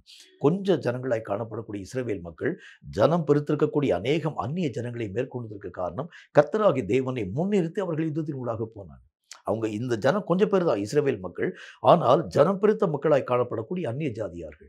இந்த ஜாதி மக்கள் யாவரையும் மேற்கொள்ளக்கூடிய அளவுக்கு அவங்க 5 ராஜாக்கள் சேர்ந்து வந்திருப்பாங்க. அநேகம் தான் பெரிய திரள் கூட்டம் வந்திருப்பாங்க. ஆனால் இஸ்ரவேல் மக்களை நாம் பார்க்க ஆரம்பிக்கிறது உண்டால் ரொம்ப ரொம்ப கொஞ்சம் பேராக காணப்படக்கூடிய நிலைகளை பார்க்க முடியும். இந்த கொஞ்சம் பேரை கொண்டு கர்த்தராகிய தேவன் அவ்வளோ பெரிய ஒரு நன்மையான காரியங்களை செய்ததற்கு என்ன காரணம் என்றால், இந்த இஸ்ரவேல் மக்கள் கர்த்தராகிய தேவனை முன்னிறுத்தி கிரியைகளை செய்ய ஆரம்பிச்சது தான். இதே விதமான பேட்டர்னில் நீங்களும் நானும் அந்த இயக்கத்தின் ஊடாக கடந்து போக ஆரம்பித்தாலே போதும். எந்த காரியமாய் காணப்பட ஆரம்பித்தாலும் தேவனை முன்னிறுத்தி நீங்கள் கிரியைகளை நடப்பிக்க ஆரம்பிக்கிறது உண்டானால் நிச்சயமாய் முழு பலன் நம்முடைய வாழ்க்கையிலே தடையில்லாமல் கொடுக்கக்கூடிய ஒரு மக்களாய் விளங்க முடியும் என்கிறது சந்தேகம் ஒன்றுமில்லை. கேட்கும் கர்த்தருடைய பிள்ளையே, இது ஆண்டவராகிய தேவனால் கொடுக்கப்பட்டிருக்கக்கூடிய இந்த காலம். இந்த கடைசி காலத்தில் முழு பலனை பெறக்கூடிய அளவிற்கு நீங்களும் நானும் இயங்க வேண்டியது அவசியம். அரைகுறையான ஓட்டத்தை ஆண்டவராகிய தேவன் அங்கீகரிக்கிறவர் அல்ல, அல்லது முழுமையற்ற எந்த விதமான காரியத்தையும் ஆண்டவராகிய தேவன் ஏற்றுக்கொள்ளக்கூடியவரும் அல்ல. ஆண்டவராகிய தேவன் தம்முடைய வசனத்திலே புத்தகத்திலே ஒரு வார்த்தை ஒன்றை விதமாக எழுத ஆரம்பிக்கின்றார். நசல் கொண்டதையும் ஊனானதையும் குருடானதையும் முடமானவைகளையும் என்னுடைய சமூகத்தில் படைக்காது. நீ எந்த காரியத்தை தேவனுக்கு முன்பதாக படைக்க ஆரம்பித்தாலும் முழுமையாய் காணப்படக்கூடிய விஷயத்தை என்னுடைய சமூகத்தில் கொண்டு வந்து நீ கொடுக்க வேண்டியது அவசியம். இப்படித்தான் கர்த்தருடைய வசனம் சொல்ல ஆரம்பிக்கிறது. தேவன் எதை எதிர்பார்க்கிறான்னு சொன்னால், அரைகுறையாக எந்த விஷயத்தை நம்ம கர்த்தருக்கு முன்னால் கொண்டு கொடுத்தா தேவன் அவைகளை ஏற்றுக்கொள்ள மாட்டார். முழுமை அடைந்த காரியத்தை நாம் கர்த்தருக்கு முன்பதாக பலன்களை ஒரு முழுமையை ஆண்டவராகிய தேவனுக்கு முன்பதாக தர ஆரம்பித்தால் மட்டும்தான் கர்த்தர் அவைகளை அங்கீகரிக்கும் ஒரு தேவனாக விளங்க ஆரம்பிக்கிறார். கேட்கும் கர்த்தருடைய பிள்ளையே, இது நீங்களும் நானும் பிரயாசப்பட வேண்டிய காலம். அதிலும் முழு பலனை தரக்கூடிய அளவுக்கு நம்முடைய பிரயாசத்தினுடைய தன்மைகள் விளங்க ஆரம்பிக்கிறது உண்டானால் நிச்சயமாய் கர்த்தராகிய தேவனுடைய கனத்திற்கும் மகிமைக்கும் உரிய ஒரு மக்களாக நீங்களும் நானும் மாற்றப்பட முடியும் என்கிறது சந்தேகம் ஒன்றுமில்லை. தலைகளை தாழ்த்தி கண்களை மூடி பிரயாசப்படக்கூடிய நமக்கு முழு பலனை பெற்றுக்கொள்ளக்கூடிய அளவிற்கு ஏற்ற ஞானத்தை கர்த்தர் நமக்கு தரும்படிக்காக உள்ளத்தை ஒருமனப்படுத்தி கர்த்தரை நோக்கி நாம் ஜெபம் செய்வோம். சர்வ வல்லமையுள்ள ஆண்டவராகிய கர்த்தாவே, உம்மால் உரைக்கப்பட்ட இந்த பரிசுத்தமுள்ள வார்த்தைகளுக்காக ஸ்தோத்திரம். எதற்கோ வந்தோம், எதற்கோ ஓடுகிறோம் என்கிற ஒரு ஓட்டத்தின்படி அல்ல, நாங்கள் பலன் கொடுக்கும்படிக்காக இந்த உலகத்திலே நாட்டப்பட்டவர்கள். அதிலும் அரைகுறையான பலனோடு கூட அல்ல, முழுமையான பலன்களை கொடுக்கும்படிக்காக கர்த்தராகிய தேவனால் நாட்டப்பட்டவர்கள் என்பதை புரிந்து கொண்டு கர்த்தருடைய திட்டத்தின்படி நாங்கள் இயங்க எங்களுக்கு ஏற்ற கிருபைகளை தந்து எங்களை ஆசீர்வதிக்க வேண்டும் என்று நாங்கள் வேண்டிக் கொள்கிறோம். இந்த வார்த்தைகளை கேட்ட ஒருவர் கூட கர்த்தருடைய நாமத்தினாலே இந்த பலன் கொடுக்கும் விஷயங்களை பற்றி அவர்கள் அலட்சியமாய் காணப்பட்டு விடாத அளவிற்காக.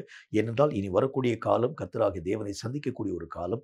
ஒவ்வொரு தனித்தனி மனிதனையும் கர்த்தராகிய தேவனை தனித்தனியாக சந்திக்க போகிற ஒரு கூட்டமாக அல்ல, ஒவ்வொரு தனிப்பட்ட மனிதனையும் கர்த்தராகிய தேவன் தனித்தனியாய் சந்தித்து அவருடைய நிலைகளை குறித்து கர்த்தராகிய தேவன் அநேகம் கேள்விகளை எழுப்பும் பொழுது அதற்கு தகுதியான அளவிற்காக எங்களுடைய வளர்ச்சி நிலைகள் காணப்பட ஆரம்பித்தால் தேவனுடைய பாராட்டுக்கும் கனத்திற்கும் உரியவர்களாய் மாற்றத்தின் ஊடாக கடந்து போக முடியும் என்கிறது கர்த்தருடைய வசனத்திலே நாங்கள் வாசித்தோம். அப்பா, இந்த வசனத்திற்கு இசைந்த வண்ணமாக இது பலன் கொடுக்கக்கூடிய ஒரு காலமாக இருக்கிறதுனால இந்த காலங்களை நாங்கள் சரியாய் பயன்படுத்தி சரியான விளைச்சல்களை விளைந்து உங்களுடைய சித்தத்தை நாங்கள் நிறைவாக்க ஏற்ற கிருபைகளை தந்து எங்களை நீரே ஆசீர்வதிக்க வேண்டும் என்று நாங்கள் ஜெபிக்கிறோம். கற்று நிச்சயித்துக்கொண்டு இந்த வசனங்களுக்கு ஏற்ற ஒரு வாழ்க்கை வாழ எங்கள் ஒவ்வொருவரையும் தகுதிப்படுத்தி முழு பலனை தரக்கூடிய ஒரு மக்களாக நாங்கள் ஒவ்வொருவரும் எங்கள் வாழ்க்கையை வாழ்ந்ததற்கு கிருபை தந்து ஆசீர்வதிக்க வேண்டும் என்று இயேசு கிறிஸ்துவின் நாமத்தினால் வேண்டிக் கொள்கிறோம் எங்கள் பரிசுத்தமுள்ள நல்ல பிதாவே. ஆமேன், ஆமேன். இந்த வார்த்தைகளை கேட்ட உங்கள் ஒவ்வொருவரையும் கர்த்தர் அளவில்லாமல் ஆசீர்வதிப்பதாக. முழு பலனை தரும்படிக்காகவே கர்த்தராகிய தேவனால் நீங்களும் நானும் நாட்டப்பட்டோம். இந்த நிலைகளை நாம் நம்முடைய மனதின் ஆழத்திலே விலகிக் கொள்ளக்கூடிய ஒரு மக்களாக இவைகளின்படி நாம் கடந்து போக ஆரம்பிக்கிறது உண்டானால் தேவனாகிய கர்த்தருடைய எதிர்பார்ப்பின்படி முழு விளைச்சலை விளைந்து தேவராஜ்யத்திலே சென்று அடைய உங்களாலும் என்னாலும் ஆகும் என்கிறது சந்தேகம் ஒன்றுமில்லை. கர்த்தர் இதோ மெய்யாகவே உங்கள் ஒவ்வொருவரையும் அளவில்லாமல் ஆசீர்வதிப்பாராக. ஆமென்.